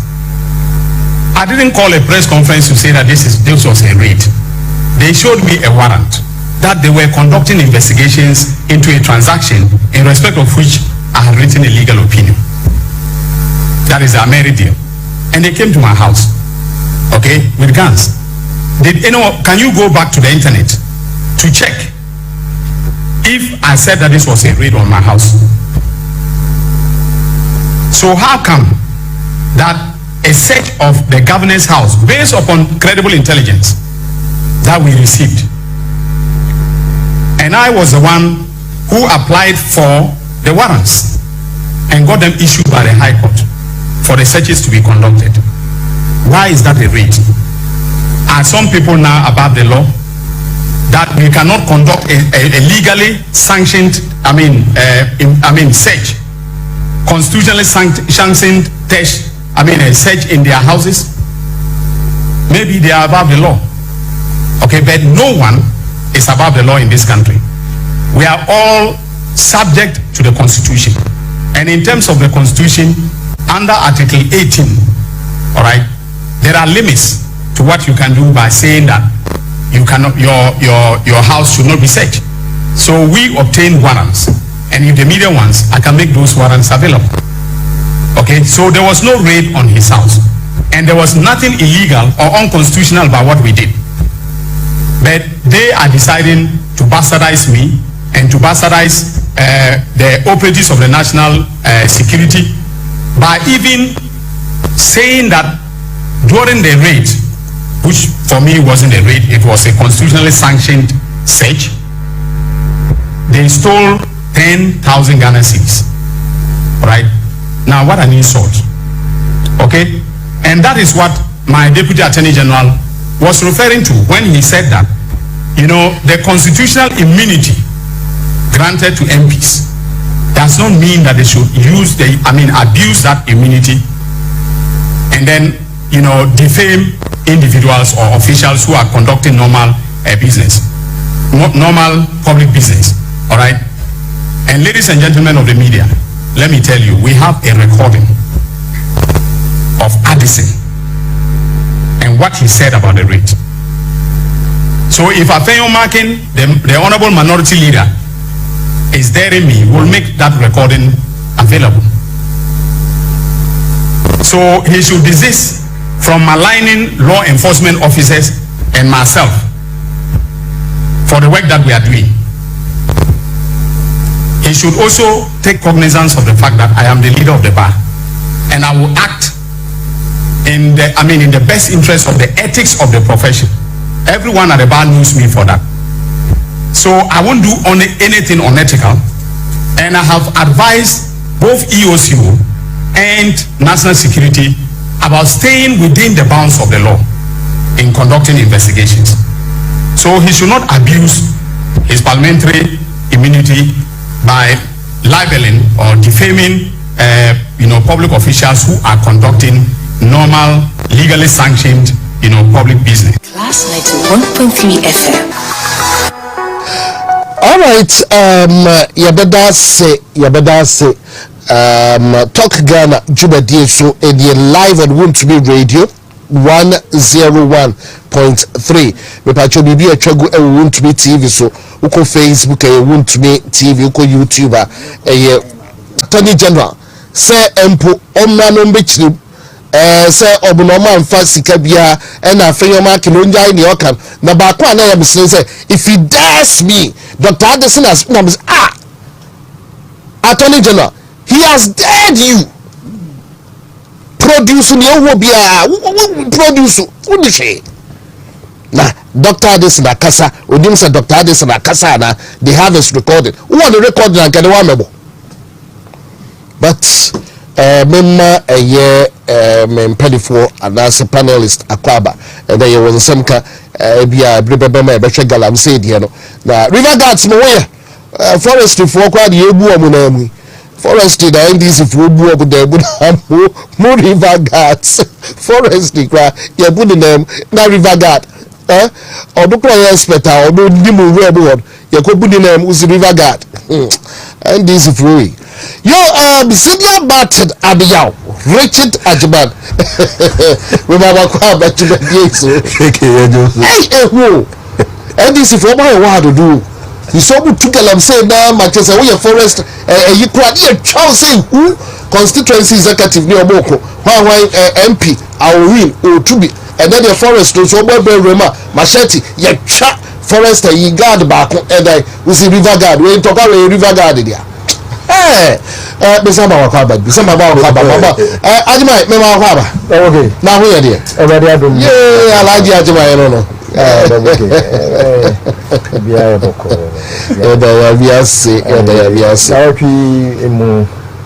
Friday no say me yonko baako ne yire me yonko bi amene no wo reta gagem mo yesumafo mo bo Asante mayamane die ekoso eni echefa die waka no wo mo kan ye no ye nya adimidie se ye die wo mu a eno an se die wo kan ye ne be mi ani akọ so wo manya de ne ye beche wo manya de chenso ni liberal democracy in free market world no ya na competition ma prepare wo mkaka enti yankofo no mabobo yamane se de be ya yensu ye ni beko na ye die wo mu no ya che utie nsem no areho ase ya yi efiri mu de nanso no kakra na wo no ya be enti dogi na twi mu but ya ba no de ne ya ba aba no de ne ya ba be hwe na it's not just all call talks Libya. I really wanted to be there and to me national security for no money more now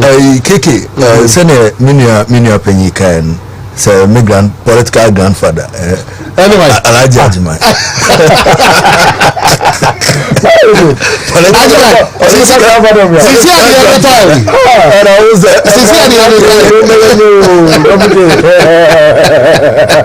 political grandfather na ba fe cry for the political grandfather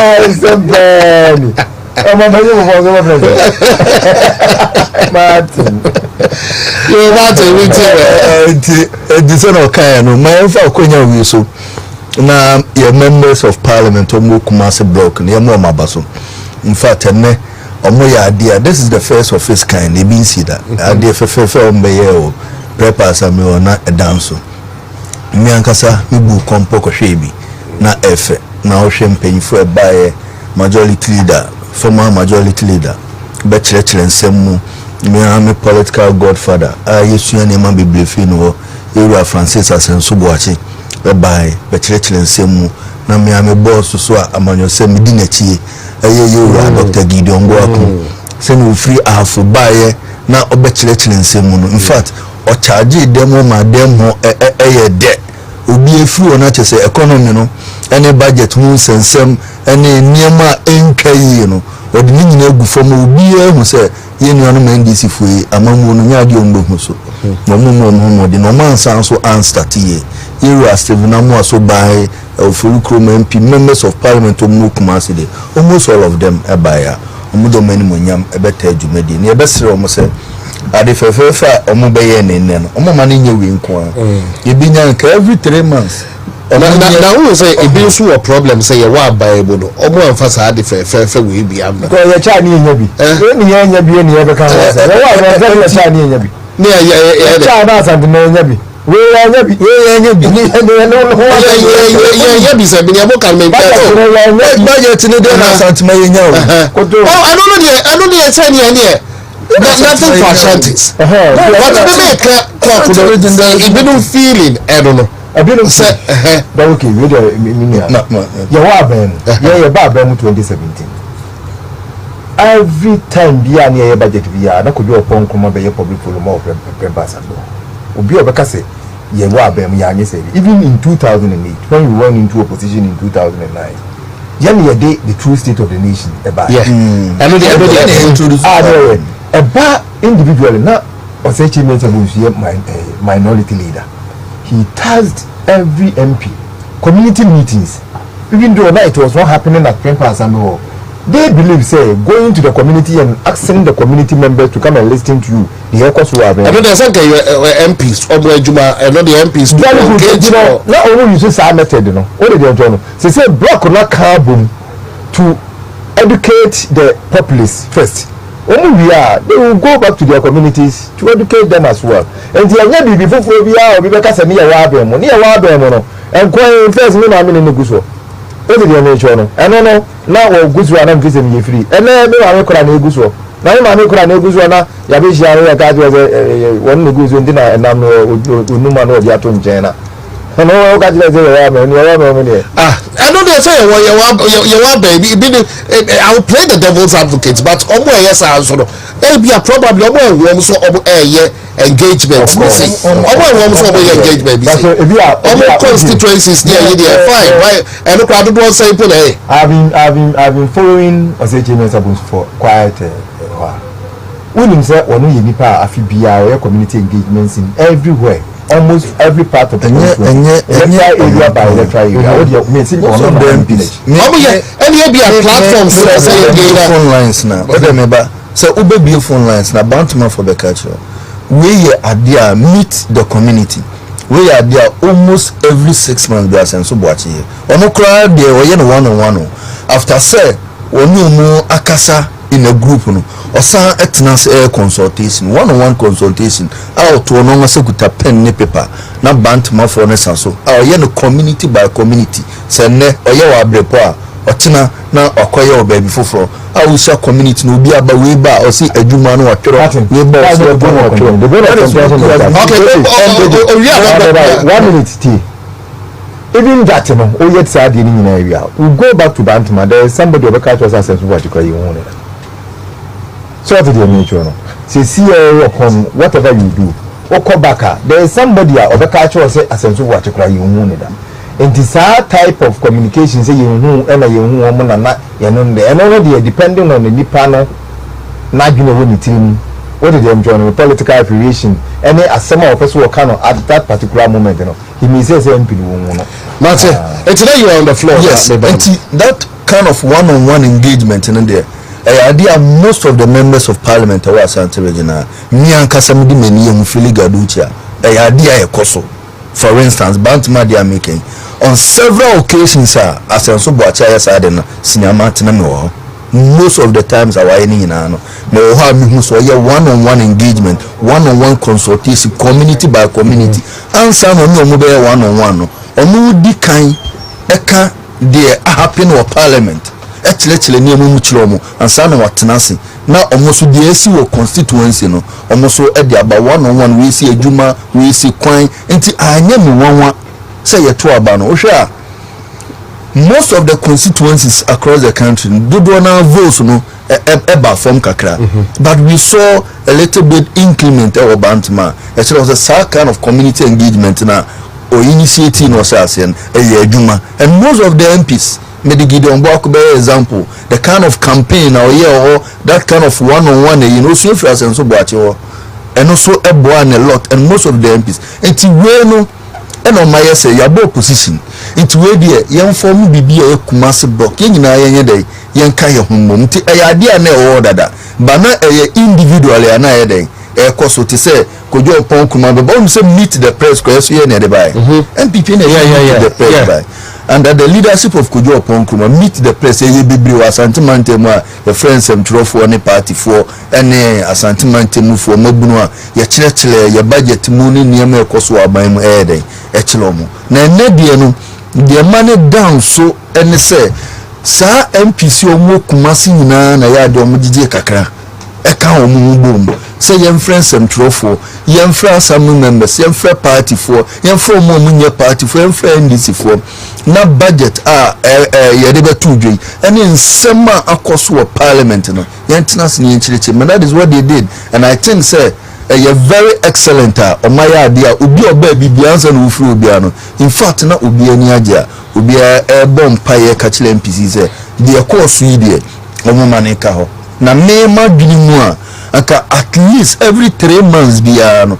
dia be course of parliament bia yem payifue emrefi no mu sia yen in a groups no mu fantu eni no mu chirichiri mu chira yen wi a obi anko ne constituency no onko chirichiri mu ona Ghana for nyade enti ase no muhu baby anana do dan ko kufu ado de ede ebedu ye ni baby John Dramani Mahama ede ko na winim say me person me ko details because I don't can I say they enema bi asia na yaba radio ya can be brain but Ghana for do na no na enko mutun NDC for dada ya che na me ko afidi bi so me ka say yaton your quality and now they say in the black and white no crash and once in a way ni keke and yes I'm get well black and white no so can need a whole year sha and once na sound black and white ni net say shakwa you hu hwe enipa ni hu e see dey na Ghana Statistical Service omo the figures and ni amanyina eba ka kire yen say from 2016 ABC 2024 ye di January 2025 me o mine etumi enyini from 3.4% in 2016 ABC 5.7 o mine sika semanyina o hwe all sectors agricultural sector yenya increment industrialization industrial yenya increment o hwe percentages in all sectors no at least across kakra okikani nyina boma the growth of the economy no Ghana Statistical Service diabetuja no near 5.7 na yenu no ready budget here almost answer na 2025 economy no na omatumi agro or money to 4.4 keke na ananyuma na assembly na 5.7 wo so ba benyini na ade anyini a semede ewu say ade anyina na economy mo na we there almost ade ni nyini no if you 5.7 eba 4.4 we nyina yen sema ye ba radio so de bia na yeka ba MPC ba ya ombe chichi mu pempa ron edipa bebre akọ masu ma chese omodwene won mu ntiase a awose egu omo se esi de na etumi nyini oman from 5.7 eba 4.4 odwene won ntiase na chese in a nation no omay omadwene se 2025 ide nya de ombetuma e bibia 78 na no ndo filosofi su kwa chino da propaganda na omodi ewua Ghana for adwum say ya yewi nsu na omonyehwe nti Ghana for no ye ma yeni na ho omo kan 4.4 no because omunim say so man kan 4.4 na Ghana Statistical Service no eyo omo so wi no figures ni betudwa obe expose omo aniti na omo de 4.4 ba nti do omo ho odin betumi no anya ye wonwa because President Kufu aban mu ansana je Kufu eja oman no atowo no na economic growth near 14% na omani sika sem na enyini pa ye do omani ma omo President Mills John Dramani Mahama part 1 part 2 oba na 2016 dija on na asrenke anase afon na anyewa okazo okasi arena mna na kadompe eti anyewa se economy etumi enyini to 14% and the day Kufu etumi phone ya beka 3.4 na chese ya na manaka dompe na chese ya no kre endi Ghana for ye mo ya boso mu ye na ye boni ye ni ese mi emudin because if 14% about 3.4 na ene e 5.7 dia ene ye mi ya boso pa because keke me no ka say You see there is a freeze on employment and MPs ne kan. Say 2025 obabulu bien wa ye fa na dwuma. Etu wo wie university, wo wie school, ana wo kosu ansa no dwuma bi na ye wadwene say NDC for the for dwuma ma fa wo adwene. If sabana woto ye no ana sa wo anto no esunsun sanso no enye nesi nyamate me na maka e wo budget nim almost 2025 omumfo obi adwuma nti fa wo adwene na ni monimu ya na start na pe bibiye. Eno no mo pese dodo na abeti. Eno no mo pese dodo na abeti. Eno ti no mo di 78 million na mo fere so fosu kwa ache no. Edi ayasa niam na amana no mo betutu no. Eno se beti 12 years. I am telling you 12 years. Enti no Franka Mako yin person o tire say NDC ba betina bem 12 years. Yo. For the way. It tells you say some projects we nyina ba be ka ho. It is our propaganda ne kasa de any TikTok ni Facebook ni social media na okoba bia na kre na oda ho na ye video kre na oda ho any say de mana say o de be say e mana we jira na for o say akwa tu ni ba ku bia kre akwa enu ti na wo sha e fire service ni ka say de da wo ye jira social media de na wo ye it is true adi awo hu abenti obaye social media nkwam uye ni aye video na TikTok no na mo uye ni etwa pictures wa kwa uye no aye say eduma na social media TikTok akeke eduma na TikTok ya force bane be ye eduma se bi ye say tikase awi adwene nyansa so e wo panyintinim ye wasa mo se mensa wa be ye bi be ma be ye bi no wa me den wa me ye ni nyina okọ enti ema ye bo babulu di yufu azuba say ye di we de ye diem na ye nyina ye ni ajenim so ba ba ye adwuma na TikTok ni Facebook ni social media de Dr. Frank Amakonye fa ho adwene nya de be bo na tebe da say Martin besa aba wonche bio ajima yo ye din ko ba memra wo so okay ba ensebolo egu ho misani ene Kumasi dialogue echo sui ye din komonti eno because platform you should command yedi na ye edum fires no so matters are rising o share ye TikToker regional minister na we be sure Attorney General so the press conference or 10,000 cedis are for your market say Richard Japa no ba kwa wia ewo a Bank of Ghana governor yi edem ho no so be explain it together with a year kwabna edu buahe ediero is edu buahe bi no I sense something be explain and galamsey if needs me ye tra forestry for and I to actually be NDC for the years adiero yentie we baboge mama van chiama busia for majemere hwe wuntumi efitikese no muti ewie emfa nchiama wo munyina yenka ntwe so muntini ye wo baabi enyinim die kese bi ene ye wo chen wo mo privilege bi ne yenya akonya bi ne yenya ne yabetena nti ye kan wi a na wo mo nso di wo madwene atoto ho na wo mo abua na se de be ya o man ne be ko nenim ne hia so o man banye dwondwa man ne skama obitimi ayo o man ne ya ye de enkeye se ne o man ne yi ye ne ye pe na nso se wo kwa achia de ya ye behwe ne yatenetino na se de be ya onfie nkodi chi mfie 9 se de o ya ndoka ya ne director o se nya agrubu nya 9 ene oda seni ayena dwen so be se ni nyina nti o se yenso ye hwe ne yatenetino no na amfie anko enso hwemu mfa nchiama na nado dan kwakufu ado Ghana mampanyi dada wo ye Moses awoba wo ya bri munyamini ndiye ye no ye manema nti na nado min kaihia I remember him for the 2019 COVID no eniema wo faso wa usibu Ghana fo wo hwe ijakwa a ehie eni nsemu esisisi ya nanka wonanka COVID ne beto no a na minimum nsema nko be bianca Minister of Health nko boni tuo so ni nyina na nado dan kwakufu ado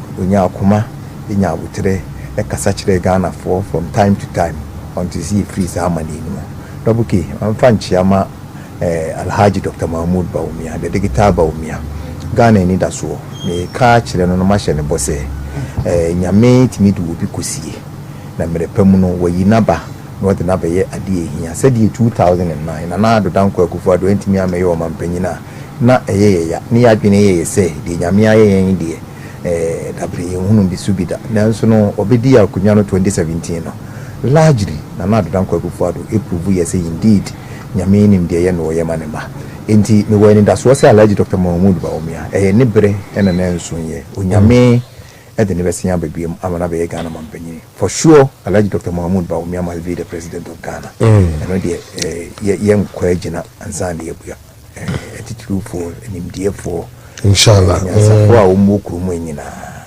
obiara nim sɛ alagye Dr. Mahmoud Bawumia ɛwɔ so wɔdi Ghana mampanyini na ɔdopagye ɔman ne firi tibia ɔman biara tu mpɔn wɔ wiase biara ɔman biara yɛwɔ mampanyin baako a ɔmbɔ ne din ano masɔre akonnwa so it is universal ɛwɔ wiase baabiara ɛnyɛ ɔmampanyin bi ebi mmɛyɛ hu ebi mmɔ namba dwɔma ma waba deɛ wasen aba ɔnyɛ hwee ɔmmɔ namba wanhwɛ a debi kora yɛtwerɛ ne din yɛtwerɛ history books aba afa the presidents of Ghana yɛduru hɔ no ma teacher ne bɛtumi aka sɛ fripo na kɔ the next speech mate mamfa nkyeama alagye Dr. Mahmoud Bawumia na memfa nkyeama ɔno abɔsɛ Chieftaincy bunsu wɔne the champion chairman Bernard Ntwibosi akɔ memfa nkyeama wɔ mu me wɔ youth employment na me boss amofa dwantoa then wɔ ka sɛ yɛ no wɔtie me paa na me boy adwuma na sɛ director ɛwɔ nso na yɛbɛkum Chelsea mate azuma chia na ne yankɔ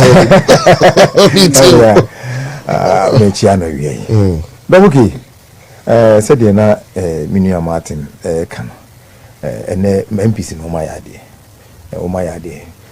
wotie nsɛm binom te sɛ ya there are critical points that ya ne ho hia sɛ enipa bia obetie Dr. Mahmoud Bawumia etro the manifesto no ye manifesto no o ka de baako ewo ne vision no mu wo se wo no enka oba na ko be magana fo aye curriculum a enkura no de be ye opportunity spotting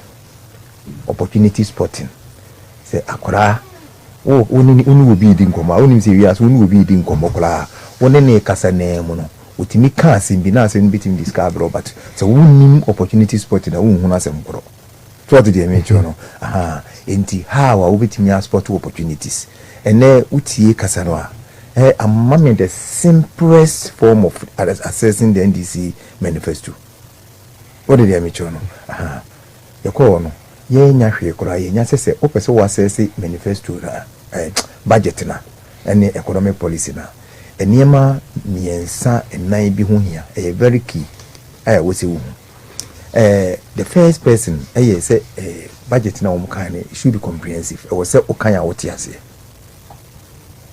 bia obinya budget ni bia was say o kan ya wote ase was say the second point the predictability of the budget was say o kan ya wotimi kire say budget we ade we na de bebre you should be able to predict it say we na de bebre then transparency eni mana wo mo ka no emuda ho what did you mean no enti say ma me budget say even as a communicator I know the key performance indicators are meeting the assess budget no whether it is good or it is bad, whether it is fake or whether it is true or lie.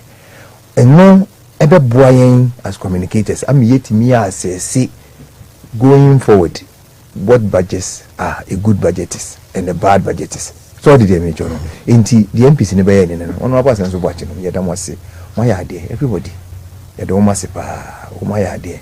But I will not dwell much on the happenings of today. As Minia Martin, I'll go into details. No, Dr. Dominicaini. Dr. Dominicaini. Unim said until I wouldn't even say until now. Still. We nipa me respect nipa. Was that your body day me say oh no Dr. Dominicaini, Julius Debra, Harry Idrisu, and I think a few others be gentlemen be I say the NDC Openyini wo solid na wo se na wo kasa emra woni mumra na watch that the law school nti say ye kamla se mu a woni mu pa nti ekwan a wonam so sese no ase wonam rough road so ase wo ya ma NDC fo no e de na ko baby lawyer ni o kasa no kasa akusite example thinking say we are not paying attention to details, but I'm promising Dr. Dominica Ini say no kasa he shot himself in the foot while talking. So we know or see in July 2017, yeah, the police for Banifie in an issue not on what to them. What did they make? What it means is that such now he was aware. Enti Dr. Dominica Ini the okokoye ye kase e read I will say you read. Obetimi afa dictionary bia no the definition of read whether say warrant win warrant who pay obi so at once without the knowledge of the person is not a read. What is the definition of read? Say me call court kwaje warrant. Call court kwaje warrant. The point is the man you went to was not aware you were coming. Yeah. So it is a raid. I'm questioning so much about the warrant no kwa X-ray no. And also it's a raid. Yeah. Another you raided his house. What's your read? Okay, young fan on 20. Doctor, we are millennium for pa. Akwaji warrant if you court. Say all such will be one of the most critical things is Ebemonia Kona who say you had nothing to hide. What did you make? No, now I did be our reference view be all the bachelor on face. Say we my fan waha. Exhibit number 2 no watch so. To prove to him say your kokko to onkasa nyane dia e dia adwen na won nkrofo ni tirima omuduro mo say CCTV camera na ofio no oni akomfo are they different from armed robbers? Because even if say asemoba ho na say Dr. Addison kasa saade na mami fiewa it is the CCTV camera that is the witness between you and Dr. Addison e dey ntina mo kata CCTV camera no so when it was a search. Obi drop him. Also one fan hey. What fan the cars? Ebi akoduru baby say labadi beach o say hinifa akoja cars no na afrem ni phone so say omla no me fa cars no. Dr. Dominica Ini. Na ma Japan we. We feel do a we di ni wo. Your friend is saying law school. Aye lawyer. Aye you know. E ma we you know dear free military no indiscipline say that is that you then some of you keke here doctor for way below your lawyership but so where you are a chance we lawyer ni no way below them because so could tie tape na wutie how contradict to ho a na say wunya yonko lawyer ni say what do gina courtroom pa no cross examine wa u be nu ho say o keka nse we ya keka yi me kura me lawyer ni no si e ma me kwa say me cross examine wa u be nu ho u be nu wa ya court bo pon ya ketekete te say dey ko avelejan dey court pon ye no boya jema na say we ya keka me say go for that go just on armed robbers. Armed robbers. Who could boss search there. Say if you kula police ni kula ebie oka boot, ubie oka boot wa. What did you do no? Na say o fa bibi wa. I was so my ya we. Anamwa. O ya search wa bibi abeye bia no basa tubutum. Na wa wo ya de na ade aba. Anamwa. Na ibi kwa ni say police ni no yes or say wo kwa all right say ka wo so search police. Because me right search one for bibi to them. Wo di bibi ba. Na say me man say twa meka to say ni kuta odada. And your court wa. What did you do no? I will stand my grounds. Now we will prove you. Because when I will accuse and how you prove it will be the difficult thing. Me abusa will say, "Oh, don't that to ni botum." Osi ya me de that to ni botum. Oh, don't say to ni botum. O ma na hwe wonzem. The man na hwe wonzem was ni kuta o. O be any day. Was there be ni kuta me. Me si ni kuta o, ni kuta me, ni kuta o. Say ni gina court o. Ananya sa.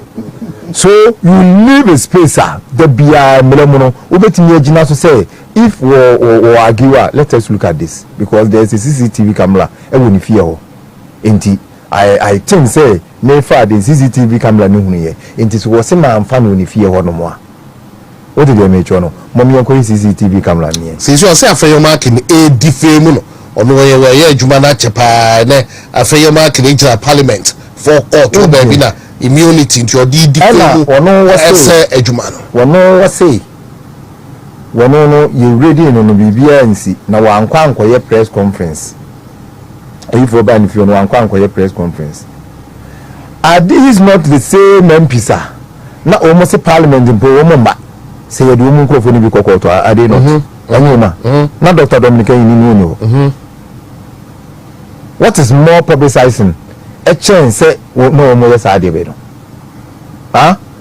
enti se wa bayaba wa ma fellow squad to 78 billion Ghana cedis say ono won fanya propaganda enti ene no obi a wakọ asonwase akọte gatem akọye 1 to 1 je adwuma wo fi regional office ba ha no wa bleje nsuo eje ahie wa mfa bucket ansa nsuo ama medumbi wo ba ya ne fire officer na ebekon wo so kọ asonwase de ofa shebu e de kote gatem na na timi fa shebu free ekọ asonwase kote gatem a na timi fa bucket nsuo every ama omo ye wi a na mo tuye sika na mo tuwe ni ye kam wa ya ade o eno na mo ye o te dey no ni ye kase wa ya ade wi a wa be ka kire ye say wo ready ye no e ka ye njao na comedy afo na wo no wo ski wo mu to your side no na ka yensa nkonkoto no ni ngongosu you publish it in medium ayansu ye na ewiase nyina tibi dia wo ye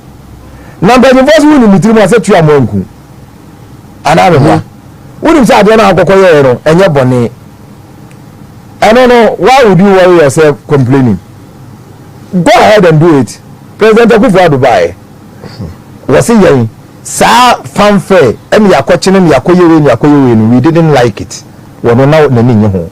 It was the reason why was set the office of the special prosecutor, and he made it clear say office of the special prosecutor no only duma independent of the political coalition. So ma obi a politician bi anfano nkonkojim. That is the office of the special prosecutor. Unfortunately ya ba ye no ya dwene ye say office of the special prosecutor no say ye de nipa tena wa amanfo be ka say o ye nipa aname boa enti nana do dan ko Akufo Addo ko yi what is say Martinamidu we feel on my akwafa no say vindictive man we are no special prosecutor everybody knows say no ye NDC ni we knew announce lawyer but ye jano ema wofa no no mama oba if you almost mo ye create say wo Dominican ni ya wo yi so what you know conscience ye create say some person mo fa mo ni na dina mo fa pipi ni mo fa na be favor some kind of war mo tie nyina some mo say mo ye mema party say ye MPP for a mo ni what they say kizeta buedi na mo fa na be favor na ka fe special prosecution okuruma because yen na do Akufo Addo was a special prosecutor on former MPP ni and one former MPP leader tables have turned and no ya better opposition ada na mo you are still keeping mo ni parliament na mo so mo fa no kuredire any prepare and can just about my and also ye nipa kwatena nchen me for special prosecutor Emma your friends attach ya na ge hwe 2 minutes pe ba bi ankoku je to abla kwa no ebe fly afa na we do we no machi na Dr. Dominic ni vie dudu a wadi ni wo yinyina na wo kikanse we na akọ keka we ya na wo say afanya mark na eti ba bi no defend di go mi ara no na ka ye members of parliament no modern guard declare micro minority nti na ka mo sa encheche we mo maka na nsa mo kura na we 137 kula mu wi aye ya nyam ya kan je mo se mo found this can na ye nto aso mo je double salary ya mo ma we found this can Kromanu we prosecuted NDC for about 20-30 of them and we prosecuted them but these ones were not there na mo kokko to da hello na no kokko even speaker but they no kokko to da oh yes but these ones in the name because we are under rule of law and your mamra ɛyɛ adwuna yɛfa kwan ɔmampanyina no wɔte soɔ no he is one of the most quoted lawyers a school fo bɔ ne din di sua adeɛ enti no wɔfa mmara kwan so ɛno mpo deɛ mmara kwan so bato ɛno ɔmo kɔ paakyɛw okay, you know, so every now traditional leader. President Kase. There is nowhere in the world that we have 57 political figures 57 who do more to prison because of what interpretation will be different. One guy who be film and we found this can not Ghana Libya, Ghana for him say we took the money back. That it if you market your woman fat. But before that is what we do. I don't know the church of mine. Now yes, populist that you will see as what time every now Dr. Dominic where say oh no man can do no more you see. Richard Japaria only any more yamu believe because who the Maradia winning the commanding officers be and to be containing ọdún only the park no but Ajimal besa about Richard Ajimal firing on all cylinders this afternoon na besa aba the and minority also a press conference na the omo kan say mo ye no kwan paso a nkamua national security coordinator aba be pacho say epa Dr. Addison Chow ade a waye the ye no ne ye san pa ho chow first time mo ye hu bi Richard Japa ebe pa ye kan the majority leader ebe pa chow ede national security coordinator be pacho na wo Dr. Yide and wo ba be but Martin bebe na be your take on it keke Mr. Ghana for obi amfa no ho adwene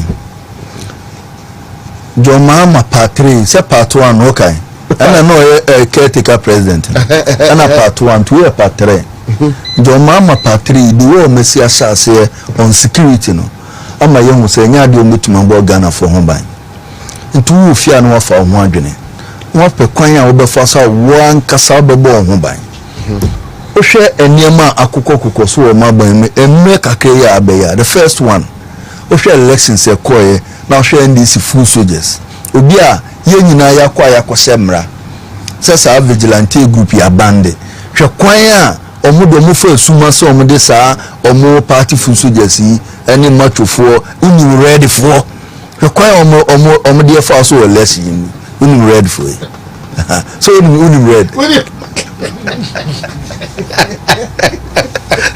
uni ready for kwan omo fa so omde uni ready for if I dey fast Nancy Council of State elections okay okoho uni dey see here I would be ready for ya saba ha omekosu promotion ni niam ombe niam at the same thing and this family will say issues of security there anya de ombe dey ometumi abo Ghana for home by to wo ha no afa ho adwene e sit there and John Dramani Mahama obi a asofofo agi watum obi a asofofo se wo de anka wo de o patri de we saint nti ye nyina ye say ye ma omra ampa so waba. Look at the lawlessness. Ekoso. NDC na koye se ulu ni munyamfo kra na se ye de omokales ni edware wo pe na em se ye se de hu you. Hwa Attorney General Minister yi such a very nice gentleman kofo ewo buoma no respect man say hwe eniema asase a ekoso. Richard Japa John Dramani Mahama obi a John Dramani Mahama o presidency part 2 na oye military officer one kasa wa ban a military leader one kasa wi no any military form penifo esiaye eye investigation for papa say papa oni credibility to bitum da soldier ni e ba credibility on intelligence e ba sikasem e ba ni nyansem e ba ni bibie mate say military for eye investigation wo say onye correct say o di na hwia anyi ana mu eyi ni free soldier adwumanim ene John Dramani Mahama Patria so force no ye saint no obaye no obi ono na buy part 2 no military for the say Richard Japan nya bapa enne ono no man be director for intelligence and security abanwe kekebekoye I am surprised.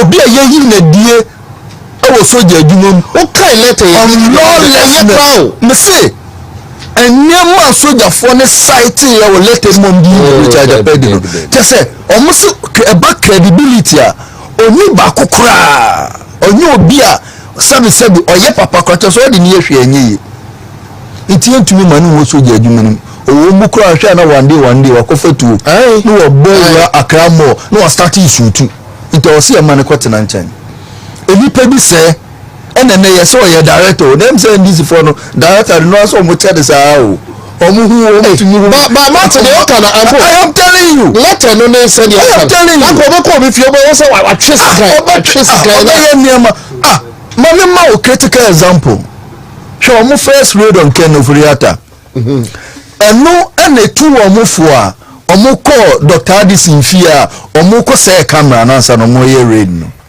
omu ko Ken Ofuriata Fia no camera ne e capture Richard Japa okuta tu a puma tu no enti omu share camera no ma yehu enyama boni okoye Ken Ofuriata nyina Ken Ofuriata Fia enti oko Dr. Addison wono na ne nyama boni on sa akoye no onim say cameras ni be expose no enti the first target was to destroy the camera.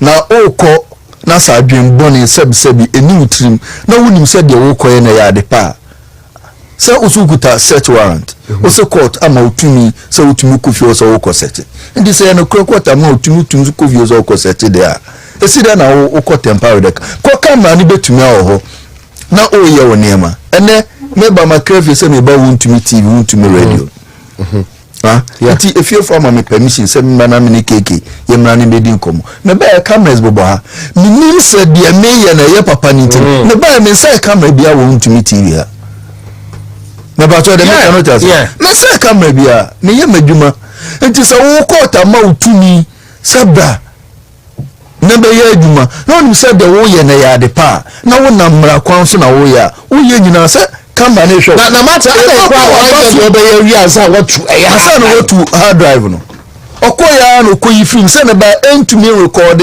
niema na oba be ye no because un person obi abom na na adwene wo mutinim so mo koso mbi wi ade na sebi o NDC full soldiers a ekom edi omo a utim se national security reform kwa inti omo ka eti komo di omo ona oba adwuma nyina odwen de odbe fa ka agofie eni de ode ba kwa eni niama me ba ode borie me ka bi da kana omo kofio with an intelligence say there is a vote in the man's house wasika wo nti omo kwa akwese seska nti 100,000 in the man's house ko rieska o obi e na wanya bi omo no ene wo dia wonya ye no wosisaye wo ma wi omo ko keke adwene wo mutim nyina ne so mkwa ko rieska nti omo ko no manye bi no mu 10,000 sa na ne ya bana se ye nya bidia ene 10,000 we de se e betum da hwe ya haufa wa no mu fae ehwa no mu hwe ne yere no ene mo de toto ne nsa ene ni kom na somade esi ni nyina keke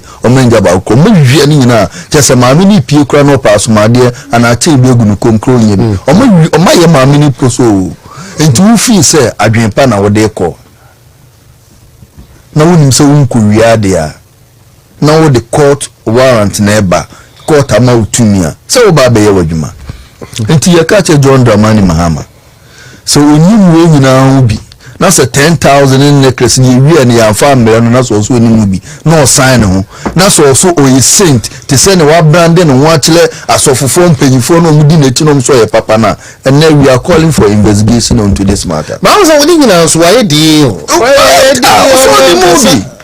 oni movie na keke yesese Senior Martin Mediboni a enya court na ade meko ni asata hwe minsemu eni enti na special prosecutor or no attorney general minister and enti no or how to prosecute people to investigate and prosecute enti no so uni we nyina na ya ma o mandate na esi de na utumi fa party full soldiers no mu na mpanyifo fie no mu sese niema no mu di ehu eto omo yere ni omo maso no busuafo ehu na basa ubewie ne enkosi bebi obonsi ye nchi obia 4 years beba no ubon say MPP even an assemblyman kwa no NDC for be na tum omo tumi obi are enti on person omo ye bibi na Ghana for ne ka say MPP for omo be wieska MPP for ma ye say na afro so no as a payback time bi ai mayen di o mani mayen ye say sa na omo person omo ye na we no a list and on my to who kege on my tall list at was a ye freaking of rata so ya call Dr. Dizzy go for your board among because omufri o moba wa uni apara do motly wa take mu ya mu say Ashanti said you can kwabna edubofo na edubuahe NSS National Service so or say SBD now who's and then the press conference there a hard room said you all branded the poor watch over as you pronounce them guilty that which is not cancer I say you pronounce which is guilty yes so no I didn't so be a suspect I feel about your I said you all branded evidence as already for based on USA at some and I'm what the yes radio at some muni evidence be as say ni pay edibone nti omo MPP fo nti no yenya tumi yemfa tumi ehuhum na Richard Japa no hwe no ye so onima ebi esida so onima onhwe no ye me say tumi ani sika ye de mawo na se wo amunipa na odi tumi ni sika tietie nipa so a tumi de enu nti na me de bia megine bia no me se mi nyanso de bia meka me say so the president to na de Asante yen to amenwe no kwa me chuso Asante yen cause me there me a live king me ti so sa kwa binta mama mu kura me offer say family na wo de wo ye president o 4 years no Ghana for ne be determine fate na ye tu anya wo ba na beba o obi na beba nti say Richard Japa so onima 4 years there enche na aba o afi enche ba na wuni na MPP ba sa fo ya wo ye omo sa nyina edukura na emanya me mfa sa ma edukura bedu na wuni wo oyere no ma no wo fa se no obusuafo will pay for your sins a wo ye nene no mate the Martin di twatro na everyday da said you kano abaya ba by ibi ko ibi aba minim say bia ajumanu be kai yi say class or late Salifu Abankwa I see no Salifu Abankwa bi circle those times circle who dare you ofa hodoma Rollins no time you obey ye wo na wo hwe aye reconciliation no kra aye ba ye ya na nyina ye hwe bi etie bia masa Richard Japa nkonfo abaye ne eche wudie yu obo aba abaye ne eche wudie yu ajekum there was a KMA as a chief executive near Fenajikum. He na kwesi ajima ho temporary ye de ba near Fenajikum. Obe ni kumasiano. Dying numbers. Masa. Yeah, why no dey kekere ABS pe we dey say is nothing new. Ibia bakro mo ye mema kurache we dey say but ye better so the Solar Natural Clinic at the Nobia Beja so a promote ewa homa inwa manum mema no ma omoniema eja ahino ewo kegitia ye mo yako edin iwiasi mu wasori na wunim de ubidie kula no ubi odwadini udasori no panese ni daso ni wunim de oba betubi ene wanya mfaso de didia no kula ya adwendwen let alone say eniema na hye na afidie ni daso ni wokula si wanwe ya ya mawo na nsapa obufu dwene enti a difficult moment for them ya bompa yese obi a wo bia obitimi abo bia kwboa won na omunsu ntimi enso of situation yenyina ye ni bidie na enso ni ya na etoda na ibinu modie echin bi but unfortunately asemni si ye no ene ho nsensem a eye abedwie chiri se fire for any problems in regional minister ensensem a omo ade no it is taking the shine out of yenuanom mobrofo no adena was in the prayer na ade achinyi hunu ayemfaso wani so instead ye be concentrate on the atu yenuanom no ye jefunu no ho ena yenyina ye di aduane a ye che na na se achi so did they make that is the more reason why nanka saa fanfare ne ho hia because e be diri the path no ade poti ya esia e wose ye fa ho adwene na nipa pene bobre no emfa yenko firefo ni bidumu ja no minua ensem kakra kusi ye ma regional minister no ekoka se fire ni bi atwa ntora kire no kasa ne kokoso ema ekofa nsensen bebre bai if you on fire for no so be respond ebinu montia say identify fire for be respond but I see it say that's the right way to go. So the public officer, regardless of the status of whoever, I would say you should be bold to tell him, say, my friend, you must allow me to do my work. Say Oko Japan no more. Company manager, managing director, Kulano, security man, it missed upon say, I'm not allowing you to go out. Time on sewing. What did they make you know? Because he's a security person. On my yes, a massa, any idea do baby a yedri. What did they make you know? Say, oh, your auditor, now where you mom, now a boss, instructor say, I have instructed you, say, for a deal we see, and now your accountant, Piesica, we must miss everything. I can't say, boss, any word in a sign. What you do, go to Nasaya, Nam Diaman. So, what did they make you? Because I can't be accountable for it. What did they make you? Now, so no, say, my immediate, a boss in the kind, Nanka Minye. And I will know our friend is saying, I want to be the mentality. I take the so sexual regional minister, sir. I know, a dear baby drew her. Tabuki. Fire ni beer, no one must say, Wabodama. Wabe 2 cars, say what they call baby, a jeshi na insuring. That mentality, no, it is lie, a fabrication, a yentro, NDC for Kuntumpuna, or my traffic tenan or twaso, almost I didn't know and yet. And we open to Krubidini to the room. It is not true the fire officers will bring a car. We'll bring you. The point is, say, Ukwa Kudumuja. First cars na ebekonina, Namsena Inferno no so huge. Na kwa nekono. Insuna hadekono, what the year preventive. Said the beya, Ijano baby, no, entranko before 4 ensese kohon mubium. For instance, once a blue light on a nation, and to do you didn't kind be do the OD and say, what the Beko Hello FM building no. Now, what for whom na said the Baya, in Jamming Timmy Meshi and Meto Hello FM building no. In T, baby Janation in the first piece, they just would yabutre. What did they mention?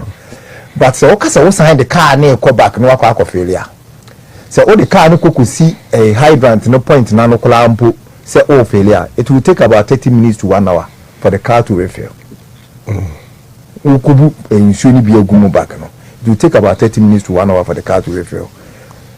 So assume it's a hydrant in point in one a generation. Let's say drive about 10 minutes to somewhere.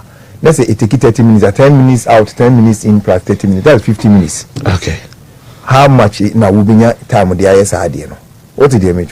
That is why. There was city planners in who say there be any party or maybe other water hydrants that are there.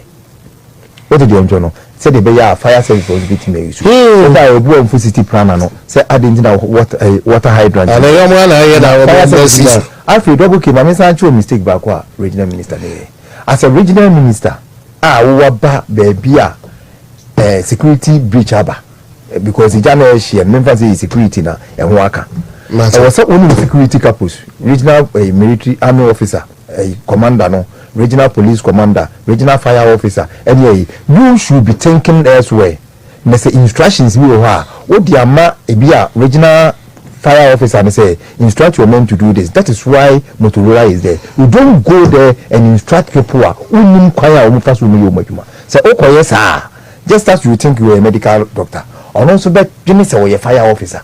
Obi o no ma ye fa na fa ye adwuma mu bia na mate o dey talk ma why you adwuma be ka chu be ka mu yi lady and sa me me standard practice obu nfu ya unim se de ukoko sitie and ya ntamti nipa ba ne bimfu obi ho no ma se obobo am ye kudi kura obaye mate ba me emrebo na ye na peske entrance keke emse anopay no ko afidi bi so ko kasa ansa na me ba na me no me take the opportunity e ko hwe baby ajano atono na keke eya sefem because baby ajano atono ye baby a emma yen me wo prempe college aba pole ba ken US ni ade ni nyina na ho na ye pempa boasa ye ko ne ko pempa boasa se bi ye pe watch ato yensa e ho ana ye fa obi onim ho yi pa nim se ho de open watch open space open pabo ani sa na mana that area ne de obenya bi pa na me classmate ba ko so a me ne ko pole na me ko to abranti na osu na ka tembe sinema atum stores bi no ase na chese me hu na me wa ho pa enti ye fa fidie so ni amom nyina aseden na e ka tro me se baby anyankopon no de ono apɛ no ye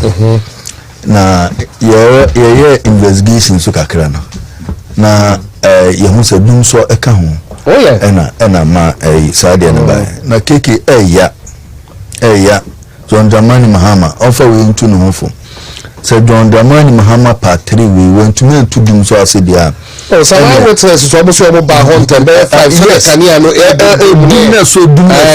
he will go down in history as the worst president and vice president has ever emerged in this country, because you are the president in 5 years from 2012 to 2016. Doing so higher consistently. Yenya kayamba kanye mama adiantinda. The beer dumna so the beer dumna so say yes 5 years went to my young and I was Sunday. And ne share aturenchem kese adum so bae odi abeto yeso and let us say wo dum so no e ya dia emze e di enemu unia no aduru nti wo bei o say yesapo mu den because dum so ne dia wo de be haye pa na obaye no make comment be say or call for immediate investigation on this matter keke say John Dramani Mahama bae enye we na ye jasese a edi kan ayeden aba. The first one I buy, I'm saying, Cantamanto, and I say Makola. Obai, Quada, so who far Ashanti region and Quadia, Indian Cabinim, Quada, so market, Conongo Crown mining stores, Swami magazine, and yes, and Kiki. Me say, oh boy, Edikayashi. Investigation away. Report on away. Sanka report ne by and almost citing various recommendations and yes a price high recommendation on all our markets Sanka we see aka one of the reports ebe there this dum so ebe to market as until so dum so you too so sir and then dum so what market we ahead and see keke me dem announce no me nuanest ofoli from Palma Aguna constituency research officer share or one of the longest constituency research officer or by your party money any birthday inti me man happy